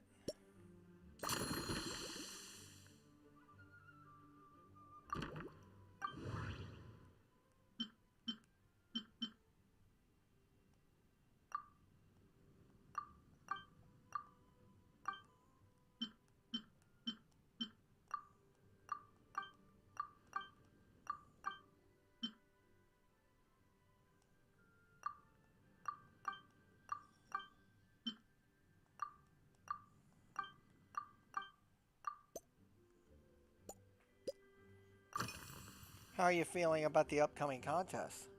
Oh my. To be honest, I'm eager to begin, but also a little nervous. Miss Cloran's combat style comes from the mysterious Marechaussee hunters. In the library, there are some old Fontanian newspapers from hundreds of years ago that give some idea of how formidable an organization it was. A more recent newspaper claimed that Miss Cloran was an orphan from an underwater kingdom, and that before battle she would perform rituals inviting spirits to possess her sword. Assuming these rumors are true, or that Miss Cloran's abilities might even be more extraordinary than that, it's important that I'm prepared for anything. Such historic showdown deserves an extra special cocktail. Incorporating elements of swordsmanship into a drink? Huh. Certainly a creative idea, I'll give you that. I sure could do with an energy boost, but how do you plan to express something like swordsmanship with a cocktail? Well, from what I've seen, Fontanian fighters armed with rapiers excel at thrusting attacks. They put a high price on precision and sustained pressure. That definitely matches the description I read in that book. If I were to compare them to a drink, I'd say they're like coffee, bullfruit ice wine, or Mondstadt fruit wine. They may not overwhelm your senses, but they refuse to fade away. In fact, the first drink you tried had a fruit wine base. That's right. You really know your stuff. I doubt there's anyone else in all of Teyvat who could come up with such a perfect metaphor. Your swordsmanship is different, though. You're like a lead dancer with the claymore, guiding your blade through a big, sweeping arc. You only need one hit to unleash an avalanche of destruction. In other words, your style emphasizes forceful impact at the moment of contact. There's no need to make it sound so fancy. It's just an aristocratic variant of Favonius bladework, with a bit of personal flair. So you're more like a strong spirit that hits the senses hard, and then leaves a clean, icy aftertaste without lingering flavors. Firewater. In recent years, firewaters gained popularity the world over, following in the wake of prosperous Snezhnayan merchants. These days, almost every tavern has a signature drink that uses it as a base. Then we've found the perfect solution. Together. You really are good. Why don't we try replacing the fruit wine with firewater? As for the alcohol content, that's not a problem. Plenty of the expedition team may have drunk themselves senseless with firewater. But me, I'm full of confidence. I've heard this before.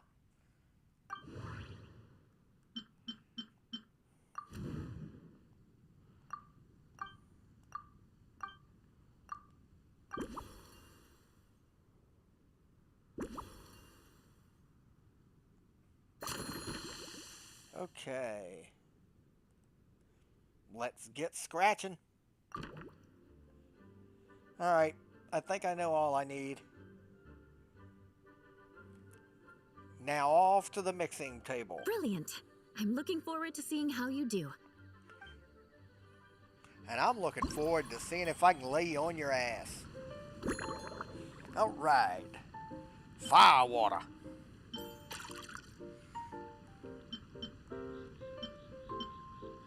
maritime fruit juice, and a bit of cocoa.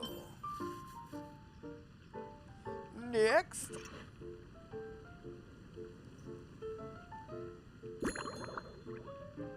let's mince it.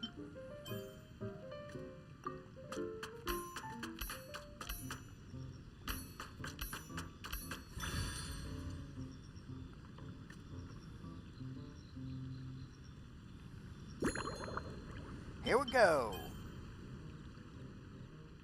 Mix it up.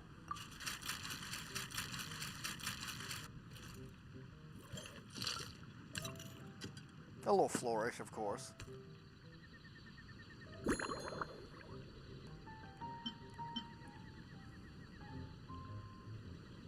A tempest glass.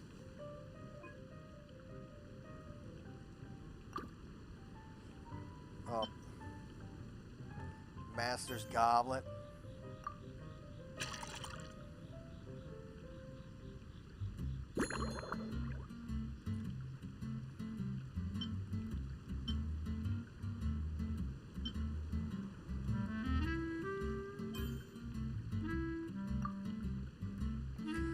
I present the Seafoam Sword Song. Based on the twinkling starlight, this novel cocktail was concocted specifically for Eula. Eula's swordsmanship is like a whirling waltz. She strikes with the force of an avalanche, yet her finishing flourishes are clean and elegant. This bold approach is reflected in her drink preferences.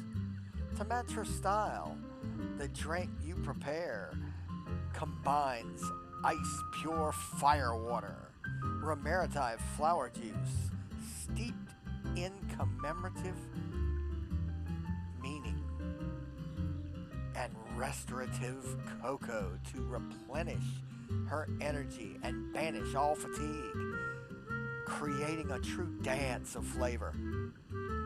Since this blend is inspired by the Spindraft Knight's Dancing Blade, Seafoam Sword Song felt like the perfect name. Here's your all-new Seafoam Sword Song, mixed to meet your personal preferences. Oh my, what beautiful colors. And you even added my romaritime flower fruit extract. The aroma is perfect, and I can smell the alcohol, but it doesn't stifle the fruity fragrance. Let's see how it tastes. I can't wait to hear your opinion. Give me a moment to come up with the right words. I need to think carefully. I know it's unbecoming of a lady, and a proper connoisseur would savor their drinks slowly. But I'm sorry, this is just too good to be true. Can you mix me another? Of course. Feel free to order as many as you like.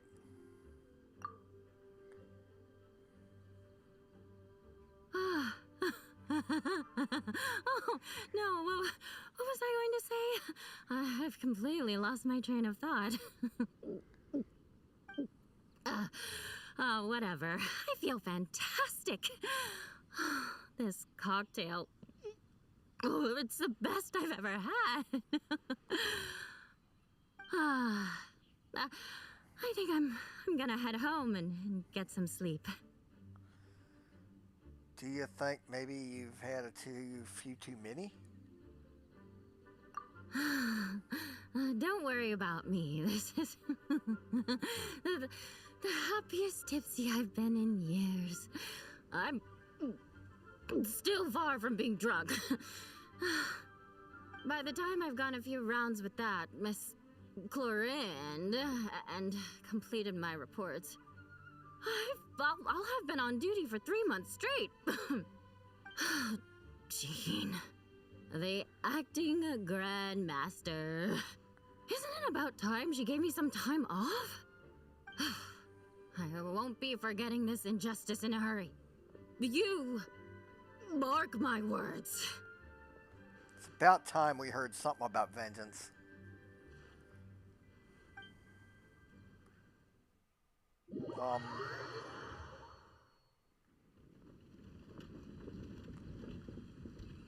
Take a good look, everybody. This is the young man who finally got Eula drunk.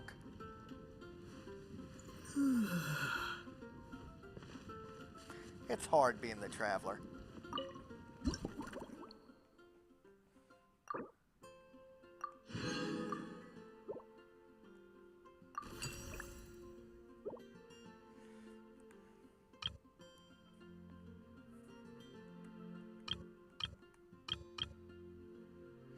Okay, we got 3 more to do. So let's do it.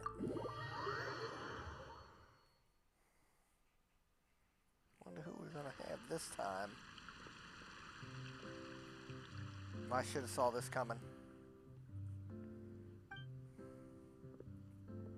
While patrolling the area, I was sure I'd sensed a familiar presence, so I came over to take a look.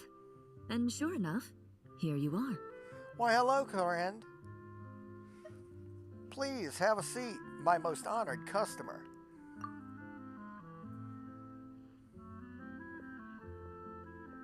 If Miss Charlotte were to see you like this, I'm guessing she'd take 100 pictures and write up a report.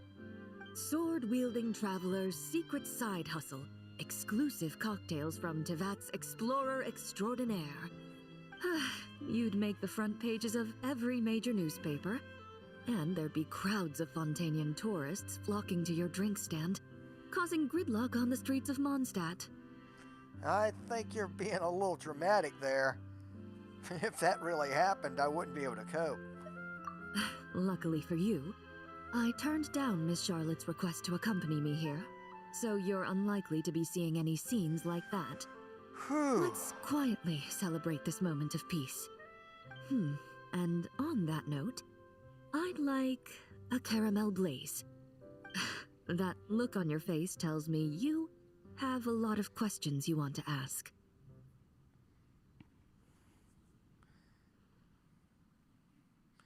Well, let me mix you a cocktail first. Calm and effortless. I'm shocked to learn you're a real pro at this sort of thing. I'm a real pro at a lot of things.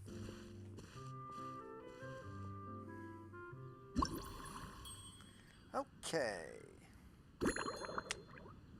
Caramel blaze, huh?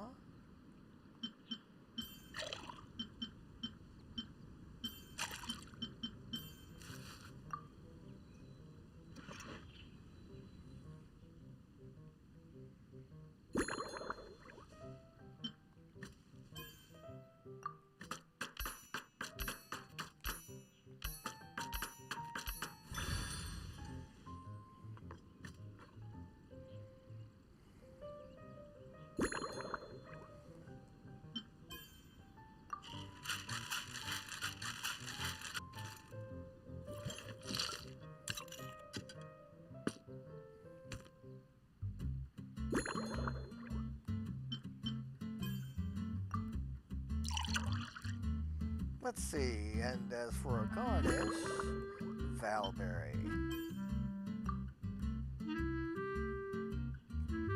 The Caramel Braise. In recent years, this blend has become one of Mondstadt's most famous drinks, celebrated for its bold colors and vibrant flavor.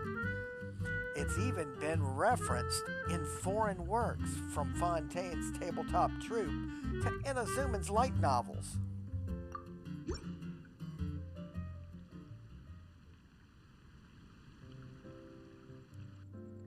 Your caramel blaze is ready. Try not to drink it all in one go. It sure lives up to its name. The color reminds me of a raging fire, while that aroma really hits you head on.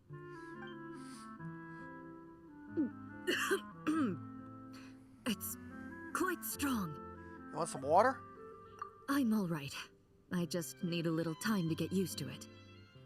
As I recall, the last time I drank alcohol was at a wine tasting event that Navia invited me to last year. I only had a small sip of Sassica wine, and it was nowhere near as strong as this concoction of yours. So you basically don't drink at all. From a purely rational perspective, alcohol can cause dizziness and impair one's ability to work, so it's best avoided altogether. But when Miss Farina saw me off at the docks, she mentioned that Mondstadt is the land of wine and poetry. Since I'm here, I thought I should at least try the local specialties. That's reasonable. Be a shame not to.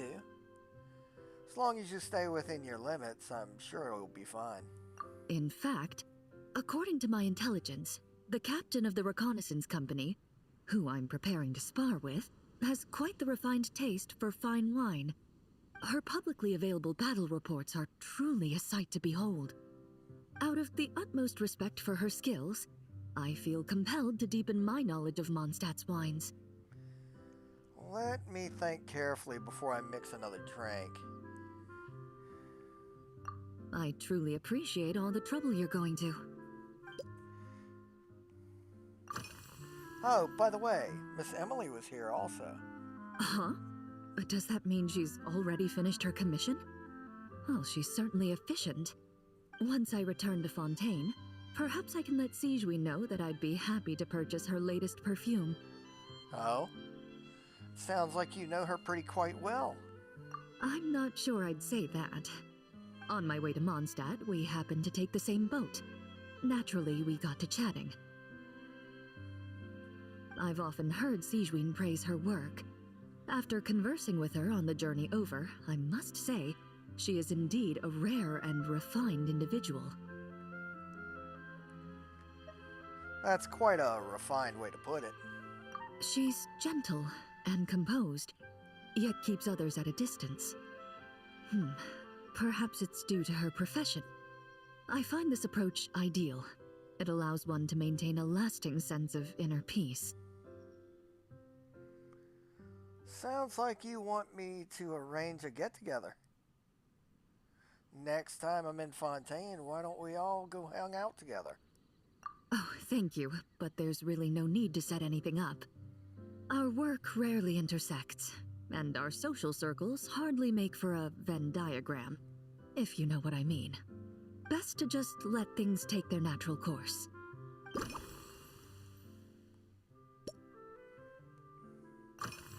What do you usually drink? When I'm working, I often drink coffee. But with meals, I prefer a lighter tasting drink, like Buell fruit juice. Since I eat a lot of meat, the slight acidity of the juice helps balance out the greasiness. Over time, I've grown accustomed to the sour taste. After the swordsmanship exchange, the Knights of Favonius rather kindly treated me to some traditional Mondstadt cuisine. I had 8 different meat dishes, and all of them were excellent. The portions were huge, and only the highest quality cuts were used. Everything was cooked to absolute perfection. Of course, there was still room for improvement. When catering to tourists, the sticky honey roast and pile 'em up might benefit from a slightly lighter sauce. Sounds like they treated you to a feast. I've certainly tried all the red meat dishes. I think I've had enough calories to sustain 3 days of vigorous work, so I've had to decline all subsequent dining invitations. To be honest, I can still taste the grease. There must be a way to cleanse my palate.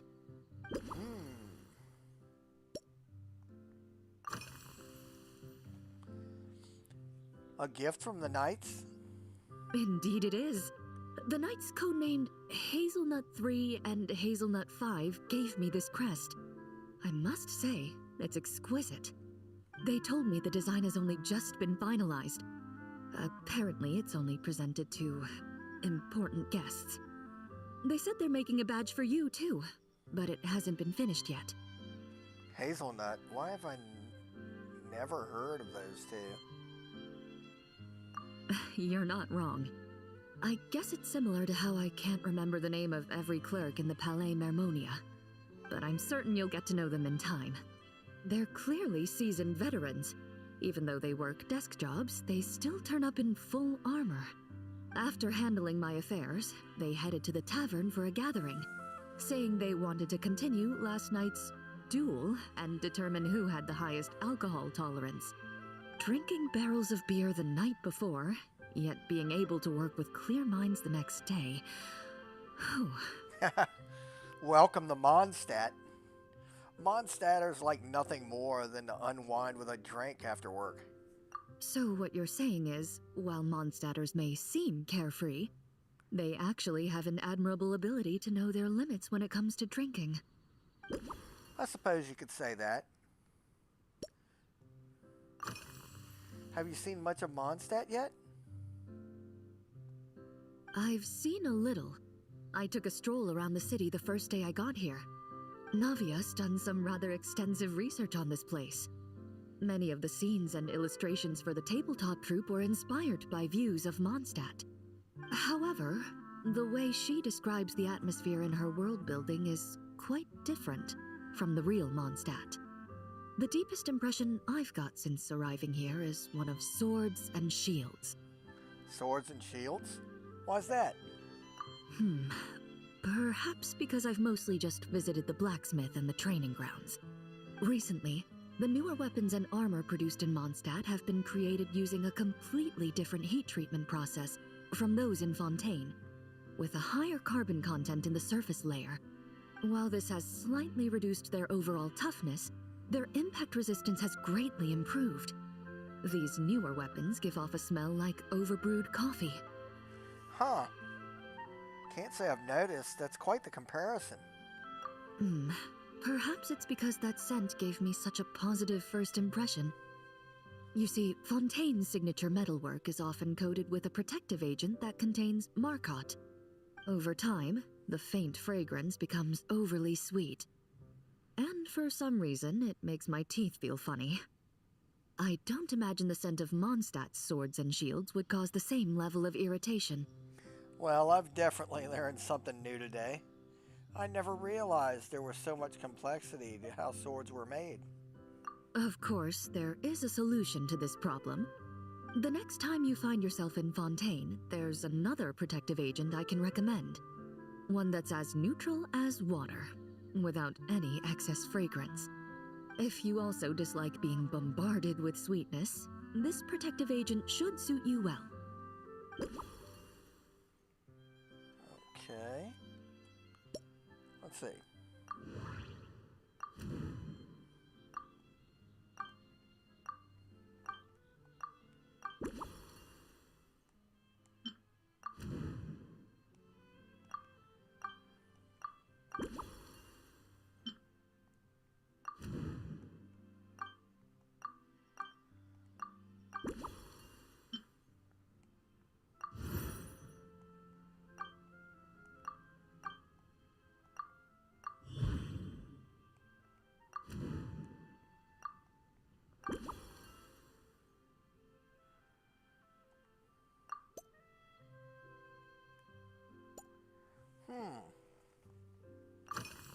Emily likes to drink tea.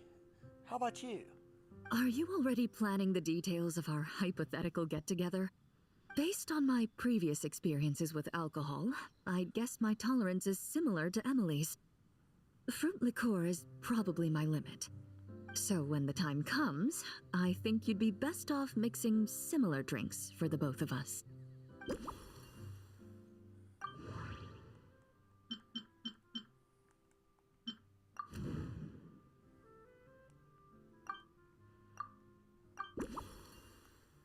Okay. I think I've come up with a drink that'll be more to your liking. Please, give me a moment. All right. I'll make sure I'm mentally prepared. Even if it's still a bit strong, I'll do my best to finish it.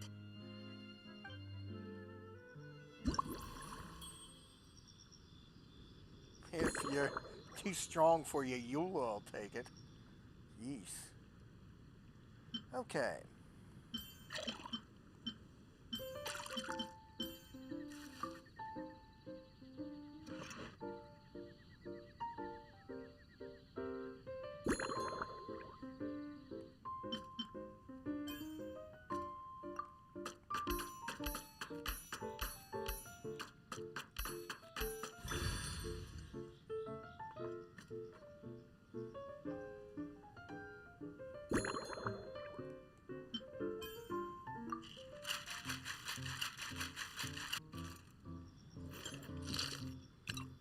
Nice flourish, traveler.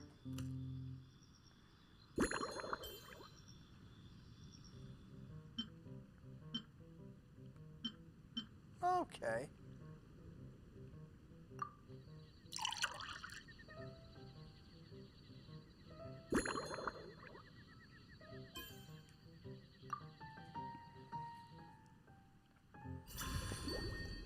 Leisure Time Lightning. Based on the caramel blaze, this novel cocktail was concocted for Clorend.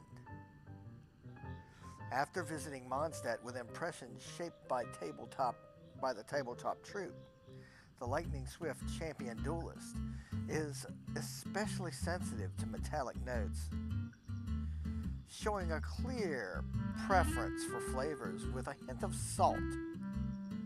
In her everyday choices, she also favors drinks with a gentle tartness to cut through richness. For most bartenders, balancing these two demands would require extreme care. But after honing your craft at the Angel Share and the flagship, you can precisely control every note in the cup. To help Clorend get into a relaxed mood on her tour of Mondstadt, you wonder if calling this a Leisure Time Lightning might be a good choice.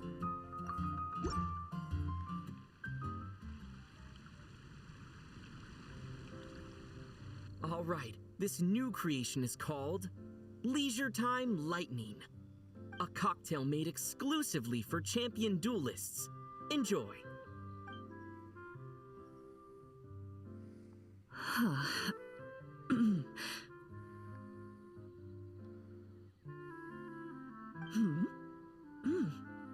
Have you added fruit wine? It tastes wonderful. This is ideal for me. There's a subtle saltiness that combines well with the tartness of the fruit and the sweetness of the caramel. Each sip balances delicately on the edge of perfection. The color of the wine also fits well with the name, and the lightning imagery contrasts with the fiery nature of the caramel glaze. But where does the leisure time part come in? Don't you find Mondstadt to be a leisurely place? Taking it easy is what traveling's all about. I see. That certainly matches the impression this cocktail gives me. Its unique aroma and taste will hold a special place in my memories of Mondstadt. Your satisfaction is all the motivation I need. Do you think, if the chance were to present itself, you'd be interested in mixing drinks somewhere else? A cafe, for instance, or the Hotel de Boer. Oh? Why do you ask? Mostly for Navia and Miss Farina's sake. Though obviously I'd be more than happy to try more of your masterpieces myself. Of course. I'd love to let everyone have a taste. It's hard to say right now, but who knows what the future might hold.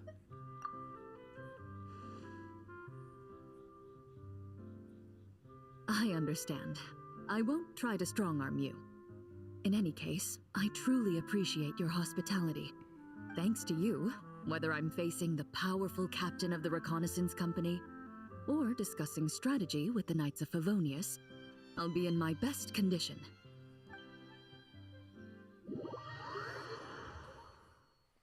It was also great to see Clorend.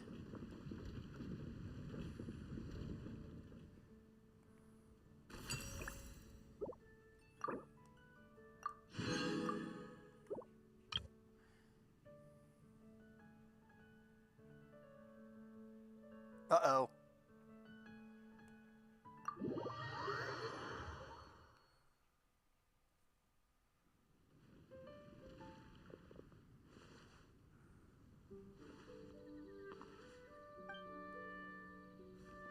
Hello, Klee. Auntie Eula told Klee that Miss Hertha had found someone amazing to help out. Seeing you here, Mr. Honorary Knight, Klee knows this must be the best drink stand in all of Teyvat. That's so kind of you to say, Klee. That's the ultimate goal. Klee, I'm working hard to become the best. You mean this stand isn't already the best? Well, out of all the drink stands Klee's ever visited, Mr. Honorary Knights is easily the best. And no matter what drinks Mr. Honorary Knight makes, Klee will definitely think they're yummy. This time, Klee, I need you to be just a little tougher on me. Oh, you want me to be mean? But Klee could never be mean to you. Let me think. I know! I'll pretend to be Albedo!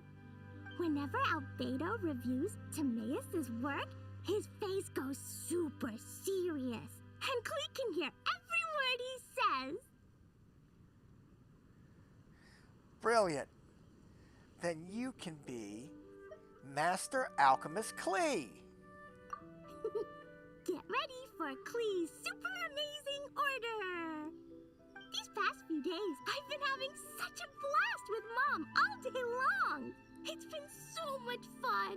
Even being sent to solitary confinement couldn't wipe the smile off my face.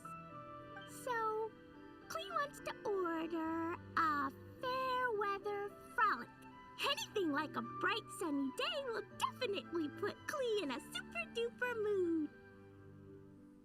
Understood, Master Alchemist Klee. I shall get right on that. I wonder what it'll taste like.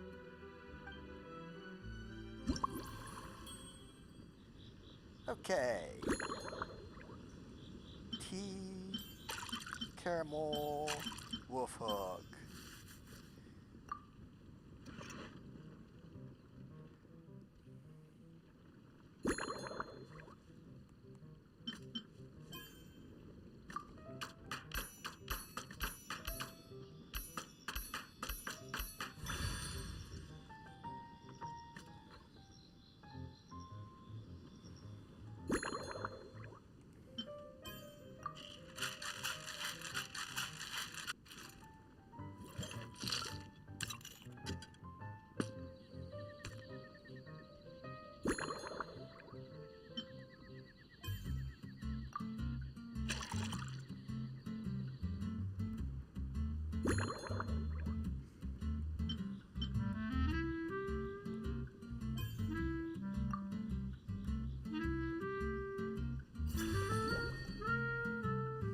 Fairweather Frolic, a soft drink you'll find at bars, at drink stands everywhere. Sweet, tangy, and loved by all. Still, striking the perfect balance between tangy and sweet takes a practiced hand. Your Fairweather Frolic is here. Go on, give it a try. Wow! So, a Fairweather Frolic is this color? Purple sky. Is it supposed to be a bright, shiny night? Maybe it's supposed to be a... It's not the most fitting color. How about I make a few changes? Klee will take a sip first. Then you can think about it more carefully.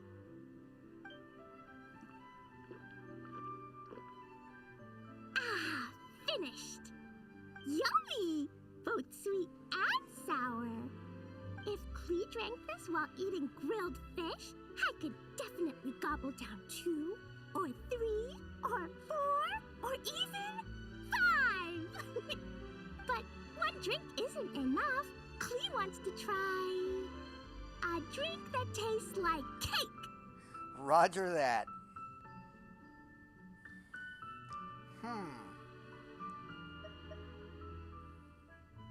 Alrighty then. Get ready for another super yummy drink. Klee doesn't know what drink to choose.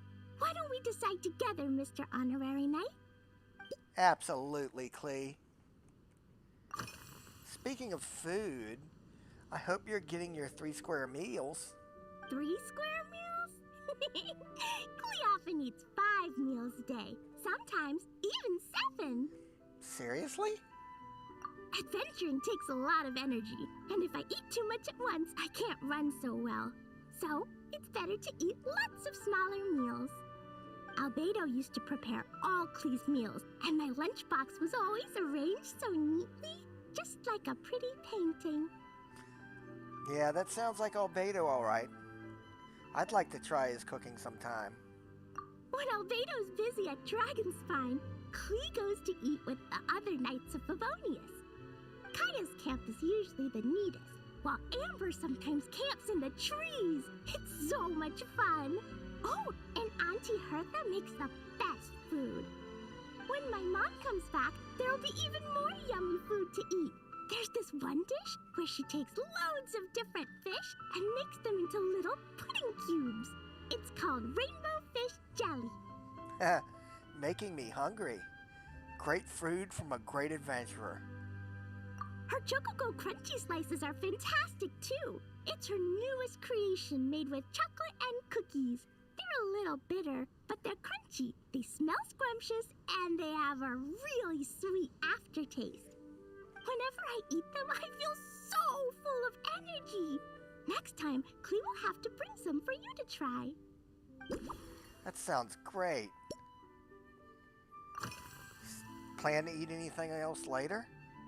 Yeah, when Klee gets back home, I'm gonna eat some salted nuts while reading my book. Klee used to eat cake after dinner, but Master Jean said it's too sugary, and it's not good to eat sugary things before bed. Apparently, it makes you chubby and gives you toothaches.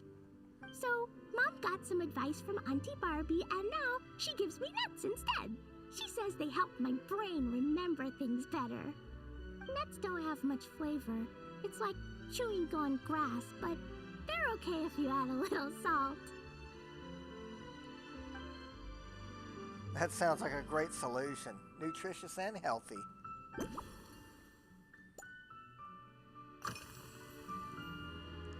That candy you brought with you looks very special. This stuff? Mom taught me how to make it using the alchemy bench. A dash of sugar, then a lot more sugar, then some flowers from Mom's friend in Fontaine, star honey from Auntie Barbie, and finally, some magical jam from Auntie Tavia. Put everything together on the alchemy table, wish for the shape you want, then recite Mom's incantation, and poof! Dodoko-shaped candy! What an amazing treat. Klee can give you some Dodoko candy too if you want. And if you really like them, I can even teach you my mom's incantation. That way, you could make your own candy whenever you want. Thanks for sharing your amazing recipe, Klee. I'll work really hard to learn how to do it. If you get stuck, remember to come ask Klee. When it comes to magical candy, I'm an expert. Do you have any other plans for today? Yeah, Mom gave me an amazing book recently. She said I have to read one chapter every night, learn something useful, and then go to bed early. That book taught Klee how to make something called propellant. Now Jumpy Dumpty can go Fwah! And bounce even higher. Is that easy to do? It's not hard at all. In fact, it's a lot like making bombs. You just have to be careful when trimming it down. It's like sharpening a pencil that could suddenly go boom. Bedtime's an important part of Klee's schedule, too. Mom sits by my side and tells me all kinds of wonderful stories. She has a lamp made of gemstones, and when she turns it on, it goes kabling and lights up the ceiling. Does the ceiling show scenes from her stories? Yeah. When something happens in the story, the lights on the ceiling make pretty pictures. Sometimes Mom falls asleep before the story ends, so Klee has to tuck her in instead.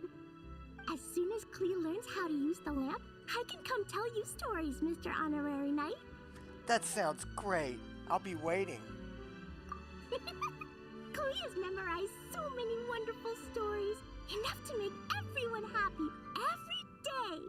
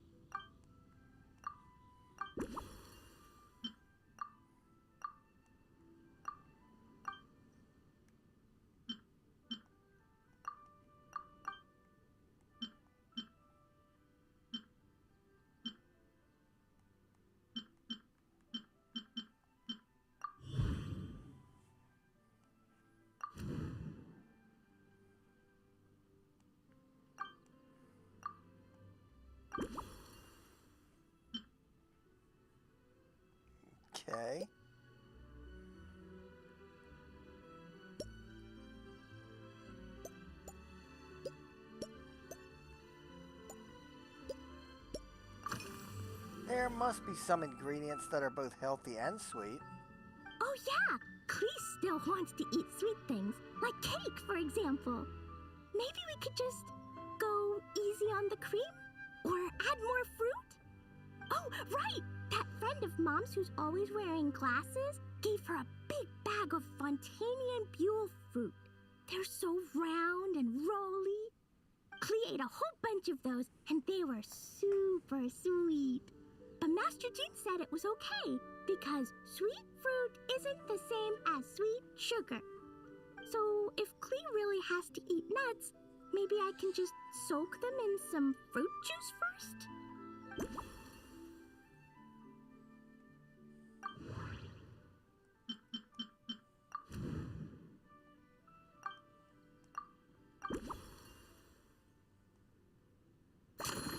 Okay, here we go. Alright, I think I know how just to improve that drink. Let me mix another one for you. Yeah, that was quick.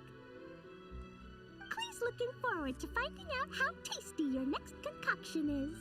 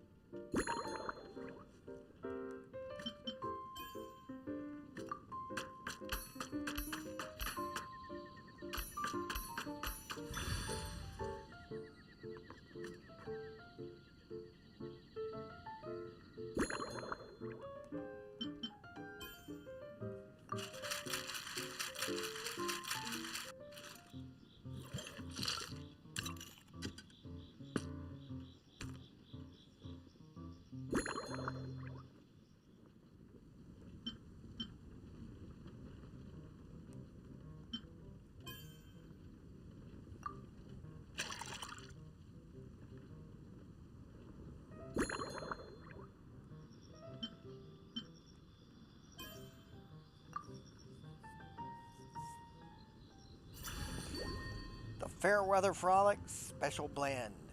Based on the Fairweather Frolic, this novel cocktail was concocted just for Klee. The original Fairweather Frolic had a purple hue, but it's not quite cheerful enough. So let's add a touch of sunshine and a few fluffy clouds to capture that warm, happy feeling.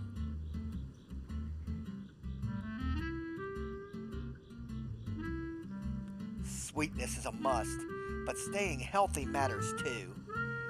That's why the juice was carefully chosen with Master Jean's approval, with sweetness coming from Buell fruit. And most important of all, Diluc candy! Its tasty magic has to be placed right at the center of the clouds. Ta-da! It's done! I just know you're going to love this new creation. Wow! There's Diluc candy on top! There's so much orange in this cup, and Diluc looks like he's lying on top of white fluffy clouds. And the weather inside looks much better, too. Would you like to taste it? Yummy! It's so delicious! Klee has to drink slowly. I can't just gulp it down, or I'll miss all the yummy flavor. Mr. Honorary Knight, this is amazing! It's like you mixed sunshine with juice. Klee was so tired from playing, but now I feel refreshed. And warm. And peaceful. Oh. You're the best, Mr. Honorary Knight. How about you choose the name for this drink, Klee? I'm sure you'll come up with something really amazing. Really? Let me think. When the weather's nice and Diluc's happy, Diluc will want to sing, right? And when Diluc sings, Klee wants to sing too. So, let's Let's call it Dodoko's Duet. That's a fantastic name, Klee. Your names are the best. Thank you. And thanks for making such a yummy drink for Klee. Klee's gonna go tell Mom that the best drink in Mondstadt right now is Dodoko's Duet. I'm glad you like it, and I'm glad I passed your test, Miss Klee. Klee's gonna write down Mom's incantation and give you a copy, Mr. Honorary Knight. Then you should learn magic too, so you can make all the candies you want. See you next time.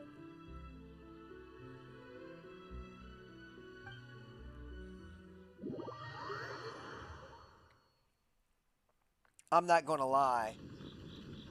That encounter with Klee made this entire stream worthwhile.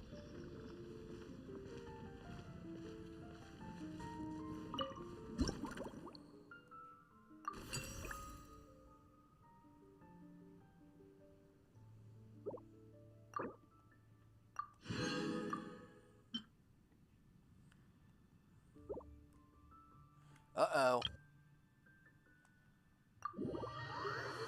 And here we go. This might be the biggest challenge.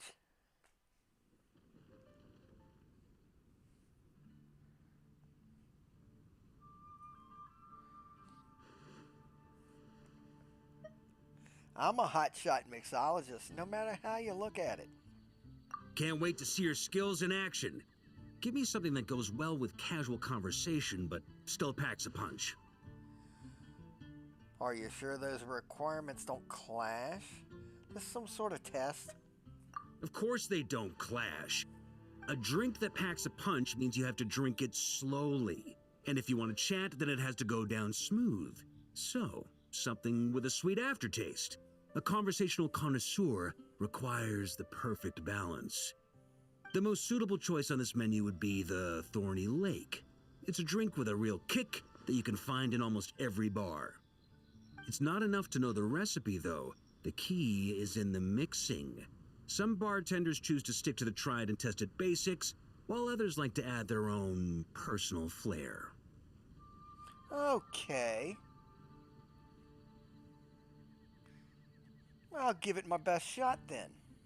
That's the spirit. Now, show me what you've got.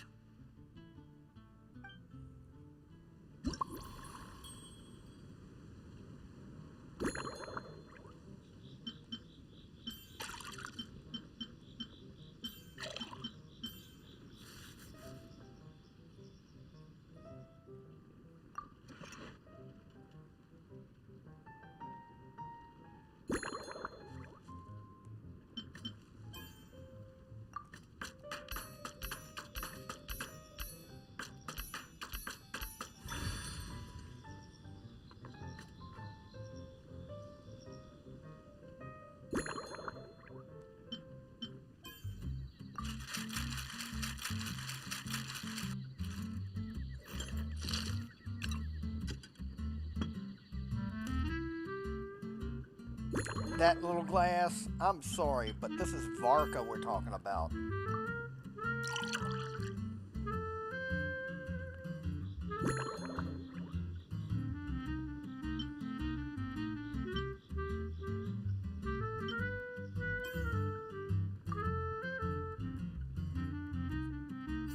The Thorny Lake, classic drink that traces its origins to Fontaine's fishers. Built on a base of firewater, with cocoa adding a hint of sweetness. Its sparkling fizz pricks the palate like countless tiny spikes, delivering a lingering tingle. After rising to popularity in Fontaine, it quickly swept across Teyvat, becoming one of the enduring classics among specialty drinks. Grandmaster, I hereby present you with this Thorny Lake for your enjoyment and assessment. Well, the color and aroma are certainly on point. But as for the balance of flavors, I'll just have to taste it and find out.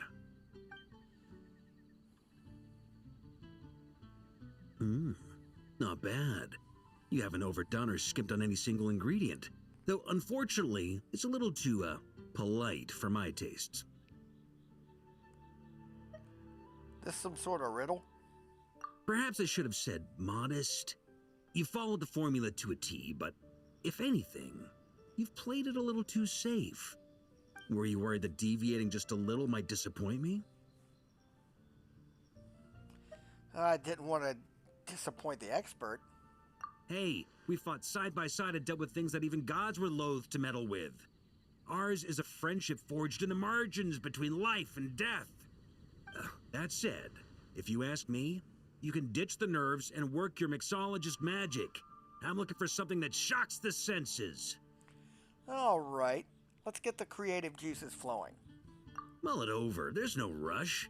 We can chat while you think. Who knows? You might just find some inspiration to mix in with your magic. Drinking in the garden feels different from a tavern, right? Given the environment, why not try something with a floral twist? Ha! I like your style. Speaking of this garden, it brings back memories of something that happened many years ago.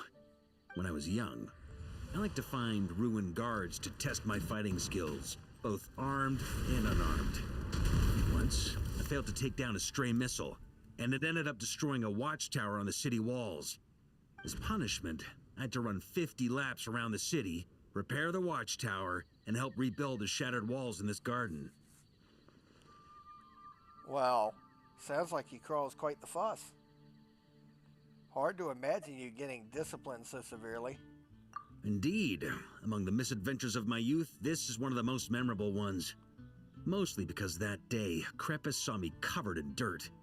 He took 2 bottles of 100-year-old wine and sent Diluc, who looked even younger than Mika does today, to work out a clever way to get rid of Faru, who was guarding me.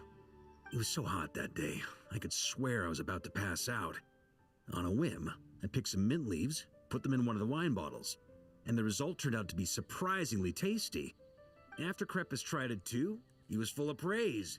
He even wrote up an official recipe for my spontaneous creation. His customers loved it. Several summers passed, and Crepus kept writing letters about giving me a share of the profits, as though I could possibly accept. That must have been so long ago. Long before I came to Mondstadt. Yes, good old Crepus. Faru retired years ago, but he still gives me a stern stare every time we meet. He's a stubborn one. Diluc, who replaced him, and then Kaya, who took over later, both performed impeccably. Changing times will always belong to the youth. He should have admitted defeat long ago. When I get the chance, I'll have Kaya show him the amazing progress the cavalry company has made.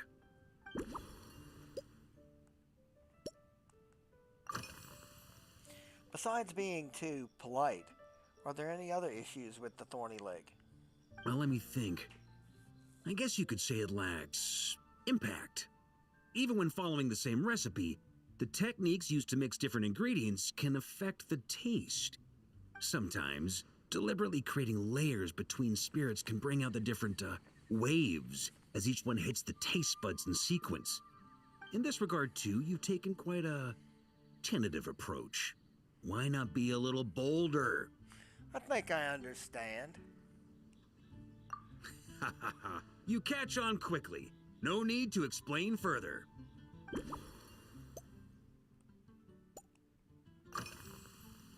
What about this massive tankard? Pretty awesome, huh? It's like a hammerhead that you can fill with wine when you're not using it to pound in nails. It was a gift. Hoffman came up with the idea, Charles supplied the design, Wagner helped cast it. And about 10 or so knights chipped in to pay for the materials. They've been waiting to have a good drink with me, and this is my crucial weapon to aid me in a fair duel with them all. Fair? I'm the Grand Master, after all. I've been drinking a lot longer than them. I've practiced more assiduously, and I have a bit more, meat to absorb the blows. So it's only fair to my subordinates that I drink a teensy bit more per round.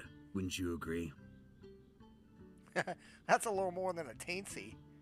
I think you may have got your handicaps the wrong way around. Of course, some of them have been training as long as I have, and those ones won't be getting any special treatment. Take Hazelnut 3 and Hazelnut 5, for example. Both were skilled warriors who helped me deal with Eric back in the day. Nowadays, I have them helping Jean with miscellaneous duties. At today's after-work cooldown, they insisted on trying to keep pace. In the end, they lost our game of darts and ended up passed out on the floor. I've already told Jean that I won't be approving their leave request for tomorrow, no matter what.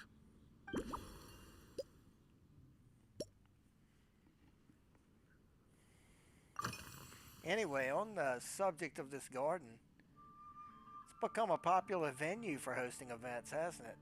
It's a treasured place that the Knights of Favonius have maintained for years. So it makes sense that it's become the go-to location for organizing such things. I heard that while the expedition was underway, you were a great help in giving those left behind the opportunity to put their energy to good use.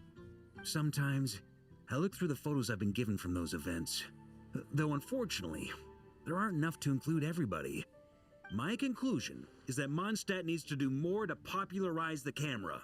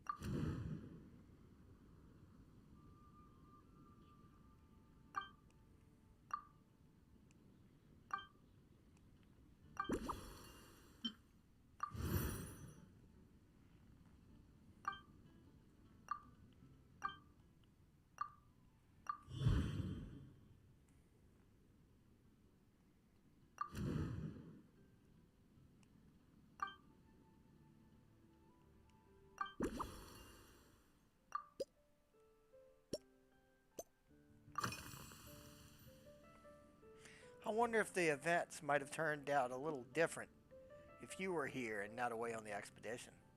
If I were in charge of organizing events? Well, I suppose everyone would revolve around fine wine, or at the very least, there would be some sort of tasting involved. For example, we could go all in on this drink stand and open it to the whole city, with every company of the Knights selecting one or more mixologists to compete against each other. Yeah, seems like your style. It's only a thought. Can't let things get too out of hand. If I were to actually throw a grand banquet, Jean would come after me with her sword drawn. Even Frederica would launch a punitive expedition. While in Notcry, we had a rule that knights must never get drunk while at their posts. Otherwise, it could lead to dereliction of duty, with serious consequences. Sensible rule. Fun should not get in the way of important matters. Exactly. As expedition members return to their companies, my hope is that this rule will gradually spread to everyone in Mondstadt too. Just like firewater and smetana, these Notcry delicacies have made their way into Mondstadt's households and become part of people's daily lives. Young people need to learn restraint. I didn't know you had that side to you. The fabled seasoned drinker's self-control. At the end of the day, no one should be biting off more than they can chew. Unless it's someone near my level, they shouldn't even be thinking about enjoying a light buzz when they've still got work to do. Most people would just end up a whole lot drunker than they'd like. You should come practice with me on weekends. Trust me, once I've drunk them under the table, they'll be swearing off wine for a whole week.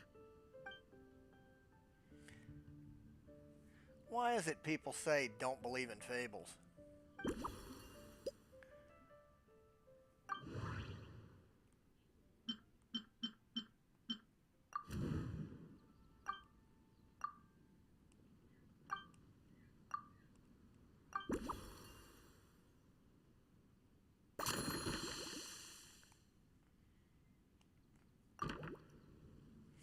The good news is I think I know what to make for you. Can I borrow your hammer, please? Huh? Oh, feel free. Whatever you're about to do, I've got a feeling I've hit the jackpot.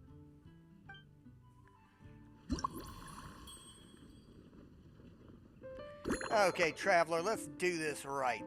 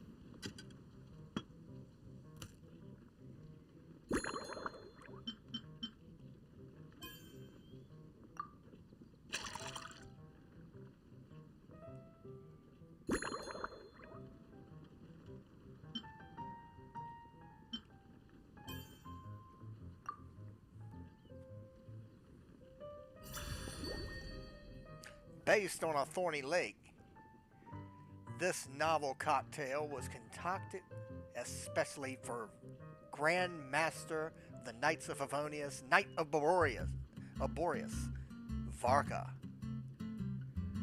Having tasted countless fine drinks, the Grand Master invites you to go all out and let your creativity run free. So you launch an unconventional kind of offensive just for him. The first impact comes from mint's cool freshness and herbal notes, striking the palate on entry.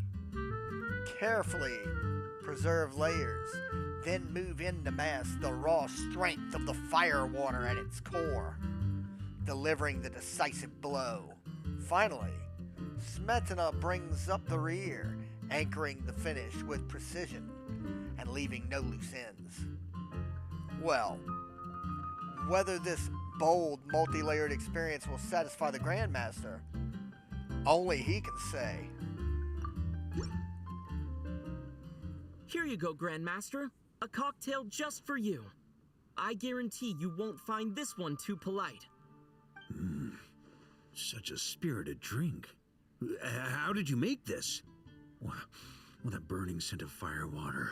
Oh, it's as if the very air were about to ignite. This is more like it.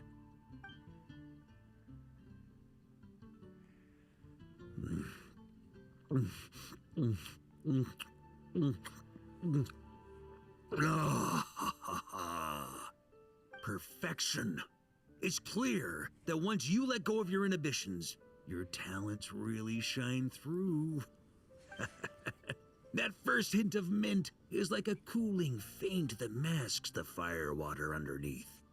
By the time the sweetness dissipates, the firewater has already slipped in behind your guard, ready to deliver a powerful strike of intense flavor. Oh, it's exactly the impact I was hoping for. And that's topped off with a hint of smetana, so the aftertaste won't feel too light. That's the most ingenious part. Firewater's greatest flaw is a lack of aftertaste, but the smetana perfectly maintains the flavor at the peak of its intensity. All this praise for making my cheeks red. Hey, the inspiration came from everything that you told me. It's hard to imagine something this good was created by a mixologist who doesn't even drink firewater. I think it has the potential to become a firm favorite in Mondstadt and Nodcry.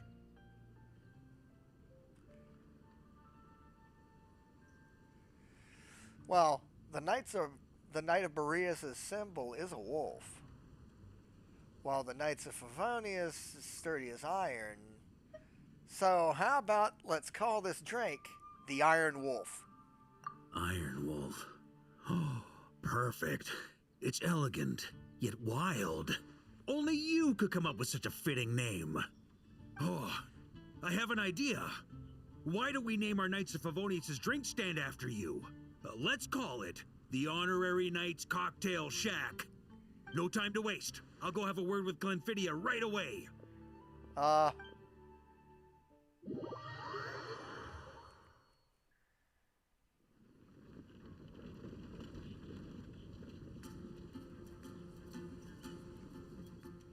there, Traveler. All wrapped up for the day? Paimon hears you did a great job holding down the fort while she was out delivering drinks with Glenfidia. I've been feeling inspired. I got some great ideas from chatting with everybody. Whatever the reason, the Honorary Knight is clearly one of the most talented mixologists in Mondstadt. Considering how short a time he's been doing this, I believe that someday he has the potential to give the legendary bartender at the Cat's Tail a run for her money. I fully support your decision, Grandmaster. The Honorary Knight has really put in the hard yards. The drink stand will remain open for a little while longer to provide a proper welcome to our returning expedition members. Then, once we locate suitable premises, we also plan to look at operating a permanent service. Hooray! Everyone in the Knights of Favonius will get to drink all the delicious cocktails they like! Nothing short of what I'd expect from a true disciple of Hertha. You've really considered this thoroughly, Glenfidia. Also, if I may, Honorary Knight, regarding the special cocktails you've developed, would you mind leaving the recipes with us? We'd like to add them to the official menu. Of course. That way everyone can try them. It would be selfish not to. Paimon feels like there's something you still want to say. Let Paimon have a guess. Based on your personality, you probably want to introduce the origin of each different cocktail. That way, customers will know who inspired you to create these amazing drinks. Right on the moral, Paimon. You know me so well. No problem at all. If you need, I can even have someone draft the paperwork on your behalf to secure you the rights to these new recipes. I hope when we recruit some new bartenders, they'll be able to learn from your incredible skills. Even if they can't quite match your work, if they could be 2/3 as good, that would still make them industry leaders.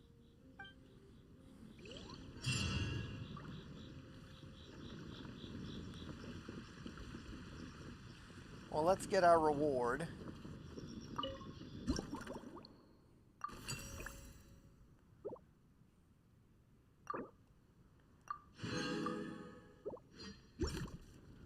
Yeah, we've been going for almost 3 hours now, so let's go ahead and we'll cut this off for now. And when we come back this weekend for the for my grinding session, we'll start off by doing this right here. The combat scenario portion. Go ahead and take a look at the map real quick.